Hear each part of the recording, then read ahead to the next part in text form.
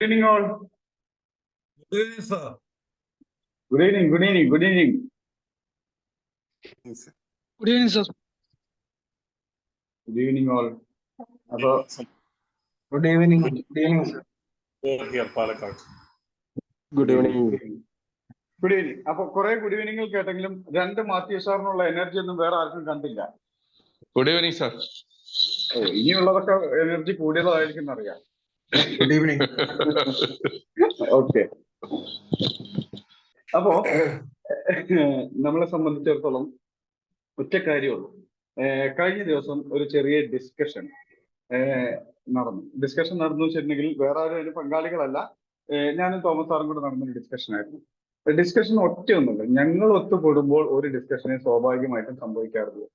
ഒറ്റ കാര്യം, അതായത് എങ്ങനെ ഈ ഒരു ആഗ്രഹത്തിൽ സ്റ്റോക്ക് മാർക്കറ്റിൽ നിന്നും പണം ഉണ്ടാക്കാം എന്നുള്ള ആഗ്രഹത്തിൽ വന്നവർക്ക് എങ്ങനെ ഏറ്റവും മികച്ച റിസൾട്ട് ഓരോ ദിവസവും മെച്ചപ്പെടുത്തിക്കൊണ്ട് എങ്ങനെ കൊടുക്കാം, ഇത് മാത്രമാണ് പ്രധാനമായിട്ടും വരുന്ന ഡിസ്കഷൻസ്. ആ ഡിസ്കഷന്റെ ഭാഗമായിട്ട് കഴിഞ്ഞ ദിവസവും കുറച്ചധികം സമയം ഞങ്ങൾ സ്പെൻഡ് ചെയ്തിട്ടുണ്ടായിരുന്നു. പ്രധാന ഉദ്ദേശം ഇത്രയായിരുന്നു, കുറച്ചു കാലം ചെയ്തിട്ടും എന്തുകൊണ്ട് എല്ലാവർക്കും ഒരുപോലെ സക്സസ് ആവാൻ സാധിക്കുന്നില്ല? അതിന്റെ ഉത്തരം നമുക്ക് എല്ലാവർക്കും അറിയാവുന്നതാണ്. കാരണം എന്താണെന്നുണ്ടെങ്കിൽ സ്റ്റോക്ക് മാർക്കറ്റ് എന്നുള്ളത് പ്യുവർലി ഒരു മൈൻഡ് ഗെയിമാണ്. മനസ്സിന്റെ നിയന്ത്രണം അനുസരിച്ച് വിജയിക്കുകയും പരാജയപ്പെടുകയും ചെയ്യുന്ന ഒരു മേഖലയാണ് സ്റ്റോക്ക് മാർക്കറ്റ്. അപ്പോ അത് മൈൻഡ്, അതായത് നമ്മുടെ ഇമോഷൻസ് ഈ സ്റ്റോക്ക് മാർക്കറ്റിന്റെ റിസൾട്ടിനെ വല്ലാതെ സ്വാധീനിക്കുന്നുണ്ട്.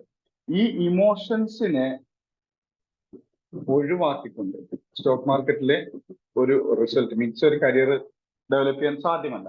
അപ്പൊ എങ്ങനെ ഇമോഷൻസ് പലർക്കും പല രീതിയിലുണ്ടാവും. എന്നിരുന്നാൽ കൂടി പരമാവധി സക്സസ് ആകാൻ വേണ്ടിയിട്ട് അല്ലെങ്കിൽ പരമാവധി നല്ല റിസൾട്ട് കിട്ടാൻ വേണ്ടി എന്തൊക്കെ ചെയ്യണം എന്നുള്ള കാര്യത്തിൽ കുറച്ച് സമയങ്ങൾ ഡിസ്കഷൻ നടന്നിട്ടുണ്ടായിരുന്നു. അവിടെ വെച്ച് ഏകദേശം അതൊരു ഉത്തരം കിട്ടാത്ത ചോദ്യം തന്നെയാണെന്ന് പറയാം. ഒരിക്കലും ഉത്തരം കിട്ടാത്തൊരു ചോദ്യം തന്നെയാണ്. എങ്ങനെയാണ് എല്ലാവർക്കും ഒരുപോലെ സക്സസ് ആവാൻ പറ്റുക എന്നുള്ളത് ഒരു ഉത്തരം അത്ര എളുപ്പം കിട്ടുന്ന ഒരു സാധനമൊന്നുമല്ല. എങ്കിൽ പോലും ഞങ്ങൾ ഡിസ്കസ് ചെയ്ത് ഒരു കഴിഞ്ഞ ദിവസം റക്കീഷ് ഡോക്ടറെ പറ്റി പറഞ്ഞ പോലെ സഞ്ചരിച്ച് ആരും സഞ്ചരിക്കാത്ത വഴികളിലൂടെയൊക്കെ പോകുന്നൊക്കെ പറഞ്ഞ പോലെ ഡോക്ടർ പേരെയൊന്നും അറിയില്ല, എവിടേക്കൊക്കെ ഇറങ്ങി തിരിഞ്ഞിട്ടൊക്കെ വരുന്നുണ്ടായിരുന്നില്ല. ഓക്കെ. അപ്പോ പല വഴികളിലൂടെ പോയപ്പോ ഒന്നേ ഞങ്ങൾക്ക് മനസ്സിലായുള്ളൂ, അത് കേൾക്കുന്നില്ല. എന്റെ വോയിസിന് ട്രബിൾ വല്ലതും ഉണ്ടോ? കേൾക്കുന്നില്ല എന്ന് പറഞ്ഞ്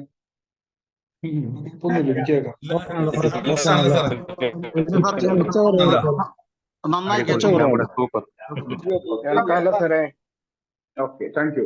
ഒരു 2-3 പേര് മൈക്ക് കണക്ട് ആയിട്ടില്ല, അവരുടെ മൈക്ക് കണക്ട് ആയിട്ടില്ല. അതിപ്പോ ഞാനിവിടെ പറഞ്ഞിട്ടും കാര്യമില്ല, അവർക്ക് കേൾക്കാൻ സാധിക്കില്ലല്ലോ. അപ്പോ മൈക്ക് കണക്ട് ചെയ്യാൻ പരമാവധി ശ്രദ്ധിക്കുക എന്ന് പറയുന്നത്. ഒരു ആരിപ്പോ ഇവിടെ ഉള്ളത്? ആരെങ്കിലേ കോമൺ ആയിട്ട് എല്ലാവർക്കും കൂടെ ഒരു മൈക്ക് കണക്ട് ചെയ്യാൻ പറഞ്ഞിട്ടൊരു മെസ്സേജ് ഒന്ന് ടൈപ്പ് ചെയ്തിട്ടേക്കാവോ ആരെങ്കിലും ഫ്രീ ഉള്ളവര്? അപ്പൊ ഞാൻ ആ ജോലി നിങ്ങൾ ഒഴിവാകുന്നത്. ആരെങ്കിലും ഒന്ന് ടൈപ്പ് ചെയ്തിട്ടേക്കണം മൈക്ക് കണക്ട് ചെയ്യാൻ പറഞ്ഞു. 2-3 പേര് മൈക്ക് കണക്ട് ചെയ്തിട്ടില്ല, അവരാണ് കേൾക്കുന്നില്ല എന്ന് പറഞ്ഞത്. അപ്പോൾ അവർക്ക് വേണ്ടിയിട്ട് ആരെങ്കിലും ഒന്ന് ഹെൽപ്പ് ചെയ്ത് കൊടുത്തേക്കണം. മൈക്ക് ഒന്ന് കണക്ട് ചെയ്യാൻ പറഞ്ഞിട്ട് ഒരു മെസ്സേജ് ഒന്ന് ടൈപ്പ് ചെയ്ത് സെറ്റ് ചെയ്ത് കൊടുത്തേക്കണം. Okay, thank you very much. അപ്പോ നമ്മളെ സംബന്ധിച്ചിടത്തോളം ഒരു കാര്യം ഉറപ്പാണ്, ഓരോ മനുഷ്യരും ഓരോ വ്യക്തികളും അവരവരുടെ ഇമോഷൻ ബേസിൽ വ്യത്യസ്തരാണ്. അതുകൊണ്ട് തന്നെ സ്റ്റോക്ക് മാർക്കറ്റിൽ എല്ലാവർക്കും കോമൺ ആയിട്ടുള്ള റിസൾട്ട് എന്ന് പറഞ്ഞിട്ടുണ്ടെങ്കിൽ അത് സാധ്യമല്ല എന്ന് തന്നെ പറയാം. പക്ഷേ നമ്മളാൽ സാധ്യമായ പരമാവധി പ്രോഫിറ്റ് എടുക്കാൻ അല്ലെങ്കിൽ പരമാവധി റിസൾട്ട് ഉണ്ടാക്കാൻ അവനവന് കഴിയുന്ന രീതിയിൽ പരിശ്രമിക്കാൻ അത് സാധ്യമാണ്. കാരണം എല്ലാവർക്കും ഒരുപോലെ റിസൾട്ട് ഉണ്ടാക്കൽ സാധ്യമല്ല. കാരണം പ്യുവർലി ഇമോഷൻ ബേസ് ചെയ്തിട്ടാണ് സ്റ്റോക്ക് മാർക്കറ്റിന്റെ ആ ഒരു എന്താ പറയുക റിസൾട്ട് ഓരോരുത്തർക്കും കിട്ടുന്നത്. അതുകൊണ്ട് തന്നെ എല്ലാവർക്കും ഒരുപോലെയുള്ള റിസൾട്ട് സാധ്യമല്ല. പക്ഷേ അവനവന്റെ പരിശ്രമം കൊണ്ട് അവനവന് സാധ്യമായിട്ടുള്ള റിസൾട്ട് നമുക്ക് ഇവിടെ ഉണ്ടാക്കിയെടുക്കാൻ ശ്രമിക്കാം. അതിനു വേണ്ടിയിട്ടാവട്ടെ ഓരോരുത്തരും അവനവന്റെ കഴിവുകൾ പരമാവധി കണ്ടെത്തുക. അതുപോലെ തന്നെ അവനവനാൽ കഴിയുന്ന രീതിയിൽ ആത്മാർത്ഥമായിട്ട് സ്റ്റോക്ക് മാർക്കറ്റിനെ സമീപിക്കുക. അതോടൊപ്പം ഒന്നുകൂടെ പറയാനുണ്ട്, എത്ര പേര് ഇതൊക്കെ അംഗീകരിക്കുന്നില്ല എന്നുള്ളതൊക്കെ രണ്ടാമത്തെ കാര്യം. ഈ നമ്മൾ ഫോളോ ചെയ്യുന്ന നമ്മൾ ഈ ഒരു സിസ്റ്റം, ഇനിയുള്ള സിലബസ് ഇപ്പൊ പുതുതായിട്ട് വന്നവർക്കും അതെ, അതല്ലെങ്കിൽ പഴയ ആൾക്കാർക്കും അതെ, എല്ലാവർക്കും അതെ. സ്റ്റോക്ക് മാർക്കറ്റിനെ സംബന്ധിച്ചിടത്തോളം സ്റ്റോക്ക് മാർക്കറ്റിൽ കൺഫ്യൂഷൻ ആക്കാനാണ് ഇന്ന് മാർക്കറ്റിൽ അവൈലബിൾ ആയിരിക്കുന്ന എല്ലാ സിസ്റ്റംസും ഉള്ളത്. ഒരു ട്രേഡറെ, ഒരു ഇൻവെസ്റ്ററെ എങ്ങനെ കൺഫ്യൂഷൻ ആക്കാം എന്നുള്ളതാണ് ഇന്നത്തെ സ്റ്റോക്ക് മാർക്കറ്റിലെ ഈ സകലമായ കാര്യങ്ങളും കൊണ്ടെത്തിക്കുന്നത്. വിദ്യാഭ്യാസമാവട്ടെ, അതുപോലെ തന്നെ നമുക്ക് കിട്ടുന്ന അറിവുകളാവട്ടെ, എല്ലാം നമ്മളെ കൺഫ്യൂഷൻ ആക്കാനുള്ളതാണ്. അപ്പോ ഈ ഒരു സിസ്റ്റം നമ്മളിപ്പോ ഇനി അങ്ങോട്ട് പഠിക്കാൻ പോകുന്ന അല്ലെങ്കിൽ പഠിച്ചുകൊണ്ടിരിക്കുന്ന ഈ ഒരു സിസ്റ്റം കൃത്യമായിട്ട് ഫോളോ ചെയ്താൽ മാത്രം മതി സ്റ്റോക്ക് മാർക്കറ്റിൽ സക്സസ് ആവാൻ സാധിക്കും. ഇത് പരസ്യത്തിന് വേണ്ടിയിട്ടോ അതല്ലെങ്കിൽ ഒരു പുകഴ്ത്തലായി സ്വയം പുകഴ്ത്തലായിട്ടോ ഒന്നും പറയുന്നല്ല. നമ്മളെ സംബന്ധിച്ചിടത്തോളം ഫോളോ ചെയ്യുന്ന സിസ്റ്റത്തിന്റെ ഏറ്റവും വലിയ പവർ എന്ന് വെച്ചിട്ടുണ്ടെങ്കിൽ നമ്മൾ വേറെ ഒന്നിനെയും ആശ്രയിക്കുന്നില്ല. നമ്മളുടെ മുമ്പിൽ സ്റ്റോക്ക് മാർക്കറ്റിന്റെ മൂവ്മെന്റ് കാണിച്ചു തരുന്ന ക്യാൻഡിൽ സ്റ്റിക്ക് എന്ന് പറയുന്ന ഒരൊറ്റ സാധനത്തിനെയും നമ്മൾ ഫോളോ ചെയ്യുന്നുണ്ട്. വേറെ ഒരു സാധനത്തിനെയും നമ്മൾ ഫോളോ ചെയ്യുന്നില്ല എന്നതാണ്. ക്യാൻഡിൽ സ്റ്റിക്ക് ഒരു സ്റ്റോക്കിന്റെ അല്ലെങ്കിൽ ഇൻഡെക്സിന്റെ പ്രൈസ് ഏത് ഡയറക്ഷനിലേക്കാണ്, എങ്ങനെയാണ് മൂവ് ചെയ്യുന്നത് എന്ന് കാണിച്ചു തരുന്ന ഒരേ ഒരു സാധനം ക്യാൻഡിൽ സ്റ്റിക്ക് ഉള്ളൂ. ആ ക്യാൻഡിൽ സ്റ്റിക്കിനെ മാത്രമേ നമ്മൾ ഈ ഒരു ക്ലാസ്സിലൂടെ, ഈ ഒരു സിലബസിലൂടെ, ഈ ഒരു മെത്തേഡിലൂടെ പഠിക്കുന്നുള്ളൂ. ആ ക്യാൻഡിൽസിനെ ഫോളോ ചെയ്യാൻ മാത്രമേ പഠിക്കുന്നുള്ളൂ. ആ ക്യാൻഡിൽ സ്റ്റിക്കുകൾ ക്രിയേറ്റ് ചെയ്യുന്ന ക്യാൻഡിൽ സ്റ്റിക്കുകളാണല്ലോ ചാർട്ടുകളായിട്ടൊക്കെ നമ്മുടെ മുമ്പിൽ വരുന്നത്. ആ ക്യാൻഡിൽ സ്റ്റിക്കുകൾ ക്രിയേറ്റ് ചെയ്യുന്ന ചാർട്ടിനെ മനസ്സിലാക്കാനും ആ ക്യാൻഡിൽ സ്റ്റിക്കിനെ മനസ്സിലാക്കാനും ആ ക്യാൻഡിൽ സ്റ്റിക്കിലൂടെ എങ്ങനെ നമുക്കൊരു ട്രേഡ് എടുക്കാം എന്നുള്ളത് മാത്രമേ ഇവിടെ പഠിക്കുന്നുള്ളൂ. അതുകൊണ്ട് തന്നെ നമ്മൾ ഫോളോ ചെയ്യുന്ന മെത്തേഡ് വളരെ വളരെ വളരെ വളരെ സിമ്പിൾ ആണ്. ഇതിനൊരൊറ്റ പ്രശ്നം, ഈ സിമ്പിൾ ആയിട്ടുള്ള സാധനം അത്രമാത്രം സ്ട്രോങ് ആണോ, പവർഫുൾ ആണോ, റിസൾട്ട് കൊണ്ടുവരും എന്നുള്ളത് പലർക്കും വിശ്വാസം വരുന്നില്ല എന്നുള്ളത് തന്നെയാണ്. അത് തന്നെയാണ് ഇവിടെയുള്ള ഫെയിൽ ആവുന്നതിന്റെ പ്രധാന കാരണം. അതായത് ഈ ഒരു സാധനമൊക്കെ നമ്മൾ ഫോളോ ചെയ്യുന്ന മെത്തേഡൊക്കെ സ്റ്റോക്ക് മാർക്കറ്റിൽ റിസൾട്ട് കൊണ്ടുതരുമോ, വർക്ക് ചെയ്യോ, സിസ്റ്റം അല്ലെങ്കിൽ അതിനൊക്കെ അതിന് മാത്രം പ്രാധാന്യമുണ്ടോ എന്നുള്ള ചിന്തകളാണ് സ്റ്റോക്ക് മാർക്കറ്റിൽ നമ്മളെ പരാജയപ്പെടുത്തുന്നത്. ഇതേ ഉള്ളൂ സത്യം എന്ന് പറഞ്ഞാൽ. കാരണം മാർക്കറ്റിന്റെ മൂവ്മെന്റ് വേറെ ഒന്നിനും നമുക്ക് കാണിച്ചു തരാൻ പറ്റില്ല. എന്ത് ഇൻഡിക്കേറ്റർ ആവട്ടെ, എന്ത് ടൂൾ ആവട്ടെ, എന്ത് സിസ്റ്റം ആവട്ടെ, എന്ത് സാധനമാവട്ടെ, ക്യാൻഡിൽ സ്റ്റിക്കിന്റെ മൂവ്മെന്റിനെ ബേസ് ചെയ്തിട്ട് മാത്രമാണ് സ്റ്റോക്ക് മാർക്കറ്റിലെ ട്രേഡിംഗ്, ഇൻട്രാഡേ ട്രേഡിംഗ് ആവട്ടെ, അതുപോലെ തന്നെ സ്വിംഗ് ട്രേഡിംഗ് ആവട്ടെ, ട്രേഡിംഗിൽ ക്യാൻഡിൽ സ്റ്റിക്കിന്റെ മൂവ്മെന്റ് മാത്രമേ നമുക്ക് ശരിയായ ദിശ, ശരിയായ ഗതി കാണിച്ചു തരുള്ളൂ. അതിനായിട്ട് നമ്മൾ ഫോളോ ചെയ്യുന്ന മെത്തേഡ് പോലെ ഇത്രയും പവർഫുൾ ആയിട്ടുള്ള മെത്തേഡ്, അല്ലെങ്കിൽ ഇത്രയും യൂസ്ഫുൾ ആയിട്ടുള്ള, ഇത്രയും എഫക്റ്റീവ് ആയിട്ടുള്ള മറ്റൊരു മെത്തേഡ് ഇല്ല എന്ന് തന്നെ പറയാം. കാരണം അതിങ്ങനെ ആധികാരികമായിട്ട് പറയാനുള്ള കാരണം എന്ന് വെച്ചിട്ടുണ്ടെങ്കിൽ, എന്നെ സംബന്ധിച്ചിടത്തോളം ഞാൻ ഒത്തിരി വർഷമൊന്നും ആയിട്ടില്ല സ്റ്റോക്ക് മാർക്കറ്റിലായിരുന്നു. ഒത്തിരി വർഷങ്ങളുടെ എക്സ്പീരിയൻസ് ഒന്നും എനിക്ക് പറയാനില്ല. വളരെ ചുരുങ്ങിയ കാലമേ ഞാൻ സ്റ്റോക്ക് മാർക്കറ്റിൽ ഉണ്ടായിട്ടുള്ളൂ, അല്ലെങ്കിൽ ഉണ്ടായിരുന്നുള്ളൂ. വളരെ ചുരുങ്ങിയ കാലം. പക്ഷെ ഈ ചുരുങ്ങിയ കാലം കൊണ്ട് എനിക്ക് കഴിയാവുന്നതിന്റെ അങ്ങേയറ്റം ഞാൻ പോയി പഠിക്കാൻ ശ്രമിച്ചിട്ടുണ്ട്. കാരണം ഈ സ്റ്റോക്ക് മാർക്കറ്റ് എന്നല്ല, എവിടെയാണെങ്കിലും ശരി, ഏത് മേഖലയിലാണെങ്കിലും ശരി, സക്സസ് ആവാൻ അതിന്റെ അങ്ങേയറ്റം പരിശ്രമിക്കുക എന്നുള്ളതാണ് ആവശ്യമുള്ളത്. അപ്പോ സ്റ്റോക്ക് മാർക്കറ്റിനെ പറ്റി പഠിക്കാനായിട്ട്, കാരണം ആദ്യം ഞാൻ മനസ്സിലാക്കിയ സ്റ്റോക്ക് മാർക്കറ്റിനെ പറ്റി മനസ്സിലാക്കിയപ്പോൾ ഞാൻ ആദ്യം പഠിച്ചതും കേട്ടതും കണ്ടതുമായിട്ടുള്ള കാര്യം സ്റ്റോക്ക് മാർക്കറ്റിന്റെ സാധ്യതകൾ തന്നെയാണ്. കാരണം എന്നെ പോലൊരു സാധാരണ വ്യക്തിക്ക് ഇതിനേക്കാൾ നല്ലൊരു ഓപ്പർച്യൂണിറ്റി മറ്റൊരു മേഖലയിൽ നിന്നും കണ്ടെത്താൻ കഴിയില്ല. സ്റ്റോക്ക് മാർക്കറ്റ് പോലെ ഇതിനേക്കാൾ വലിയൊരു ഓപ്പർച്യൂണിറ്റി, ഇല്ലെങ്കിൽ ഇതിനേക്കാൾ വലിയൊരു മേഖല, അല്ലെങ്കിൽ ഒരു പ്രൊഫഷൻ, അല്ലെങ്കിൽ എന്താ പറയുന്ന ഒരു വരുമാന മാർഗം കണ്ടെത്താൻ എനിക്ക് കഴിയില്ല എന്ന് എനിക്ക് മനസ്സിലായി കഴിഞ്ഞു. കാരണം ഇതിന്റെ ഇതിന്റെ വളർച്ചാ സാധ്യതയാണ്. സ്റ്റോക്ക് മാർക്കറ്റിന് അപാര പൊട്ടൻഷ്യൽ ഉള്ള ഒരു മേഖലയാണ് സ്റ്റോക്ക് മാർക്കറ്റ്, അപാരമായിട്ടുള്ള പൊട്ടൻഷ്യൽ. അപ്പോ നമ്മളെ സംബന്ധിച്ചിടത്തോളം ഇപ്പൊ നമുക്ക് എല്ലാവർക്കും അറിയാം, ലോക മാർക്കറ്റ്, ഇന്ന് ഞാനൊരു ന്യൂസ് കണ്ടു. ലോകത്തിലെ ആദ്യത്തെ 3 ട്രില്യൺ കമ്പനിയായി ആപ്പിൾ മാറിയെന്നില്ല. ലോകത്തിലെ ആദ്യത്തെ 3 ട്രില്യൺ, അറിയാം 1 ട്രില്യൺ എന്ന് പറഞ്ഞെങ്കിൽ 1 ലക്ഷം കോടിയാണെന്ന് അറിയാം. അപ്പോ 3 ട്രില്യൺ ഡോളറിന്റെ കമ്പനിയായിട്ട് ആപ്പിൾ മാറി എന്ന് ഇന്നൊരു ന്യൂസ് ഞാൻ കേട്ടു. അപ്പോ അത് നോക്കിയപ്പോഴാണ് ഞാൻ ജസ്റ്റ് ഇന്ത്യയിലെ ഏറ്റവും വലിയ കമ്പനികളിലൊന്നായ റിലയൻസിന്റെ വിപണി മൂല്യം ഞാൻ എടുത്ത് നോക്കിയത്. 200 കോടിയോ, അല്ലെങ്കിൽ 200 കോടിയല്ല, 200 മില്യൺ എങ്ങാണ്ടായിട്ടുള്ളൂ. 200 ബില്യണോ 200 മില്യണോ എങ്ങാണ്ടാണ് റിലയൻസിന്റെ മാർക്കറ്റ് ക്യാപിറ്റലൈസേഷൻ ഉള്ളത്. അപ്പോഴാണ് 3 ട്രില്യൺ US കമ്പനി ആയിട്ടുള്ള മറ്റേ ആപ്പിള് 3 ട്രില്യണിലേക്ക് എത്തിയെന്ന് കണ്ടത്. ഞാൻ ജസ്റ്റ് ഒന്ന് ചിന്തിച്ചു നോക്കിയേ, അവരൊരിക്കലും അവരുടെ പ്രൊഡക്റ്റുകൾ വിറ്റുകൊണ്ടായിരിക്കില്ല 3 ട്രില്യണിലേക്ക് അവരുടെ മാർക്കറ്റ് ക്യാപിറ്റലൈസേഷൻ, അല്ലെങ്കിൽ അവരുടെ മൂല്യം എത്തിയത് പ്രൊഡക്റ്റുകൾ വിറ്റത് കൊണ്ട് മാത്രമായിരിക്കില്ല. കാരണം 3 ട്രില്യണുള്ള പ്രൊഡക്റ്റ് ഒന്നും അവർ ഇതുവരെ പുറത്തിറക്കിയിട്ടില്ല. അപ്പോൾ തീർച്ചയായിട്ടും അവരുടെ വളർച്ചയ്ക്ക് പിന്നിൽ സ്റ്റോക്ക് മാർക്കറ്റ് ഒരു പ്രധാന ഘടകം തന്നെയാണ്. അപ്പൊ അങ്ങനെയാണെങ്കിൽ ഈ അമേരിക്കയേക്കാൾ എത്രയോ മടങ്ങ് ജനസംഖ്യയുള്ള ഇന്ത്യയിൽ എന്തായിരിക്കും സ്റ്റോക്ക് മാർക്കറ്റിന്റെ ഭാവി എന്നുള്ളതാണ്. അപ്പോ ഇത്രയും ഇപ്പൊ ഇന്ത്യയിലെ സ്റ്റോക്ക് മാർക്കറ്റ് പറഞ്ഞാൽ നമുക്കറിയാം NSE നാഷണൽ സ്റ്റോക്ക് എക്സ്ചേഞ്ച് വെറും 21,000 അടുത്ത് എത്തിയതുള്ളൂ. അതിന്റെ ഇൻഡെക്സിന്റെ മൂല്യം, ഇൻഡെക്സിന്റെ ഒരു ഗ്രോത്ത് എന്ന് പറഞ്ഞാൽ 21,000 അടുത്തെത്തേ ഉള്ളൂ. അത് നമുക്കറിയാം. ശരിക്കും പറഞ്ഞാൽ ആ കോവിഡിന്റെ സമയത്ത് 2020 കാലഘട്ടങ്ങളിലൊക്കെ ഏകദേശം ഒരു 9,000 അടുത്തൊക്കെ എത്തിയിട്ട് ചുരുങ്ങിയ സമയം കൊണ്ടാണ് ഇത്രയും വലിയ ഗ്രോത്തിലേക്കൊക്കെ ആ ഇന്ത്യൻ സ്റ്റോക്ക് മാർക്കറ്റ് എത്തിയത്. പക്ഷെ ഈ ഗ്രോത്തിനിടയ്ക്കും പലപ്പോഴും കറക്ഷൻസ് വന്നിട്ടുണ്ട്, പ്രോഫിറ്റ് ബുക്കിംഗ് വന്നിട്ടുണ്ട്, ഒരു തളർച്ച വന്നിട്ടുണ്ട്, ഗ്രോത്ത് ഇല്ലായ്മ വന്നിട്ടുണ്ട്. ഇതെല്ലാം വന്നിട്ടുണ്ടെങ്കിൽ പോലും 2 വർഷം മുമ്പ് ഇരട്ടിയിലധികം ഗ്രോത്ത് നേടാൻ സ്റ്റോക്ക് മാർക്കറ്റിന് സാധിച്ചിട്ടുണ്ടെന്നാണ് ഇന്ത്യൻ സ്റ്റോക്ക് മാർക്കറ്റ്. അപ്പോൾ ഇനിയുള്ള യങ്സ്റ്റേഴ്സ്, ചെറുപ്പക്കാരുടെ ഒരു തലമുറയാണ് ഇന്ത്യയുടെ ഏറ്റവും വലിയ സ്ട്രെങ്ത് എന്ന് പറഞ്ഞാൽ ഏജ്. ഏകദേശം ഏതൊക്കെ കണക്കുകൾ പറയുന്നുണ്ട്, ഒരു 25 മുതൽ 45 വയസ്സ് വരെയുള്ള ആളുകളുടെ എണ്ണം മറ്റ് രാജ്യങ്ങളെ അപേക്ഷിച്ച് ഇന്ത്യയിൽ വളരെ കൂടുതലാണെന്ന് പറഞ്ഞു. 25 മുതൽ 45 വരെയുള്ള 25 വയസ്സ് മുതൽ 45 വയസ്സ് വരെയുള്ള ജനങ്ങളുടെ എണ്ണം ഇന്ത്യയിൽ വളരെയധികം കൂടുതലാണ്. ഈ ഒരു ജനസംഖ്യ തന്നെയാണ് ഇന്ന് സ്റ്റോക്ക് മാർക്കറ്റിന്റെ സ്ട്രെങ്ത്. ഈ ഒരു പോപ്പുലേഷന്റെ ഈ ഒരു ഏജ് ഏരിയ തന്നെയാണ് സ്റ്റോക്ക് മാർക്കറ്റിന്റെ ഏറ്റവും വലിയ സ്ട്രെങ്ത് എന്ന് പറയുന്നത്. അപ്പോൾ ഇതിൽ തന്നെ ഒട്ടുമിക്കവരും, പ്രത്യേകിച്ച് നമ്മുടെ ഒരു മലയാളീസിന്റെ കാര്യം, അതുപോലെ സൗത്ത് ഇന്ത്യയിലെ കുറെ പേരുടെ കാര്യം എടുത്താലും ഒട്ടുമിക്കവരും സ്റ്റോക്ക് മാർക്കറ്റിനെ പറ്റി മനസ്സിലാക്കുന്നുണ്ട്, പഠിക്കാൻ ശ്രമിക്കുന്നുണ്ട്, ഇവിടെ എന്തെങ്കിലും നേടാൻ ശ്രമിക്കുന്നുണ്ട്. അപ്പോ ഇനി അങ്ങോട്ടുള്ള കാലം സ്റ്റോക്ക് മാർക്കറ്റിന്റെ വളർച്ച നമുക്കൊക്കെ അറിയാം. ഏകദേശം ഒരു 980 കാലഘട്ടങ്ങളിൽ അതിനിങ്ങോട്ടൊക്കെ IT സെക്ടർ വളരെയധികം ബൂമിങ് ആയിട്ടുള്ള, അല്ലെങ്കിൽ വലിയൊരു ഗ്രോത്ത് നേടിയിട്ടുള്ള ഒരു സെക്ടറാണ് IT സെക്ടർ എന്ന് പറയുന്നത്.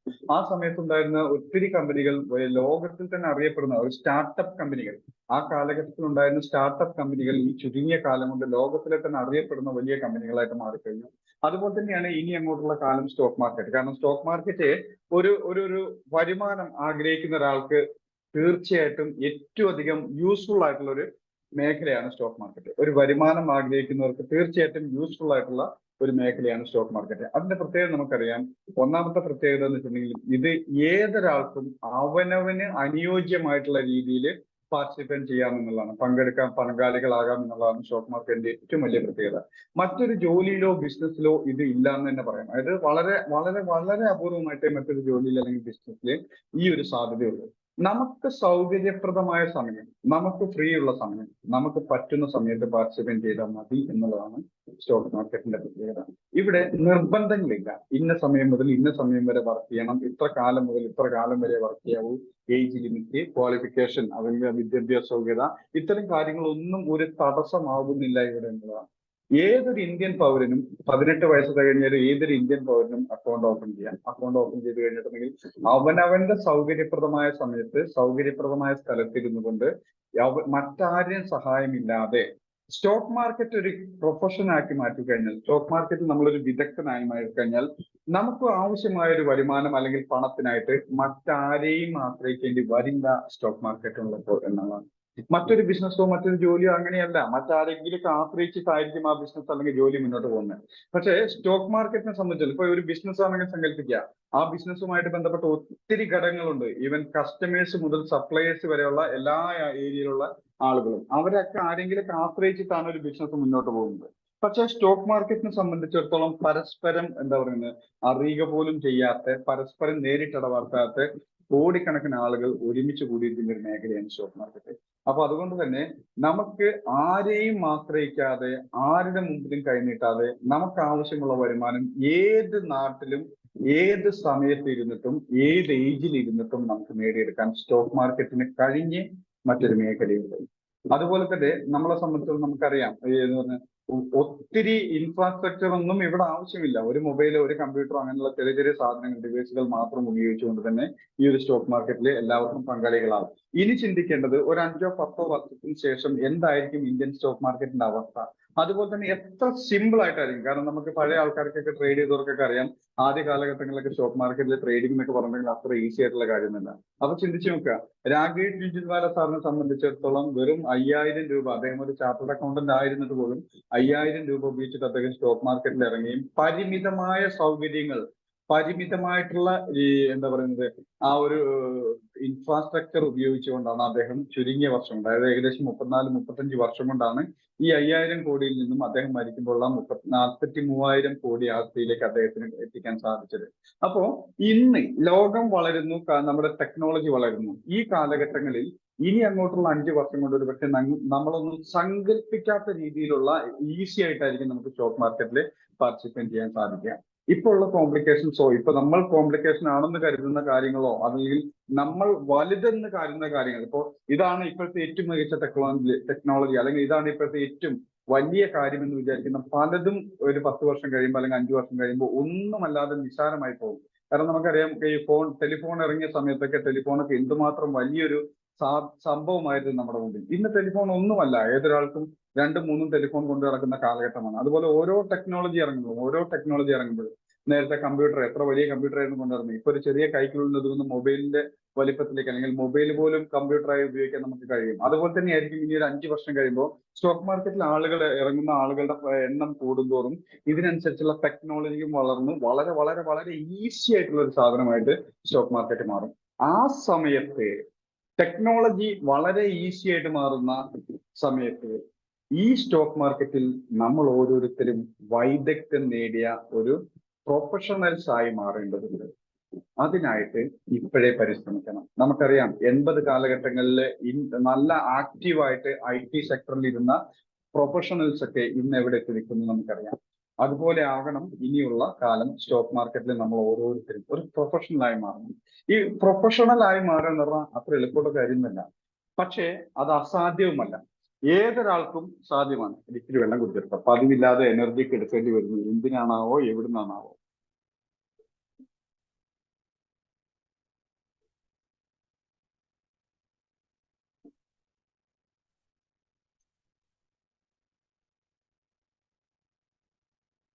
ഓക്കെ, അപ്പോ സ്റ്റോക്ക് മാർക്കറ്റിന് നമ്മൾ കണക്കാക്കേണ്ടത് ഇന്നിന്റെ ആവശ്യത്തിന് വേണ്ടി ആകരുത്.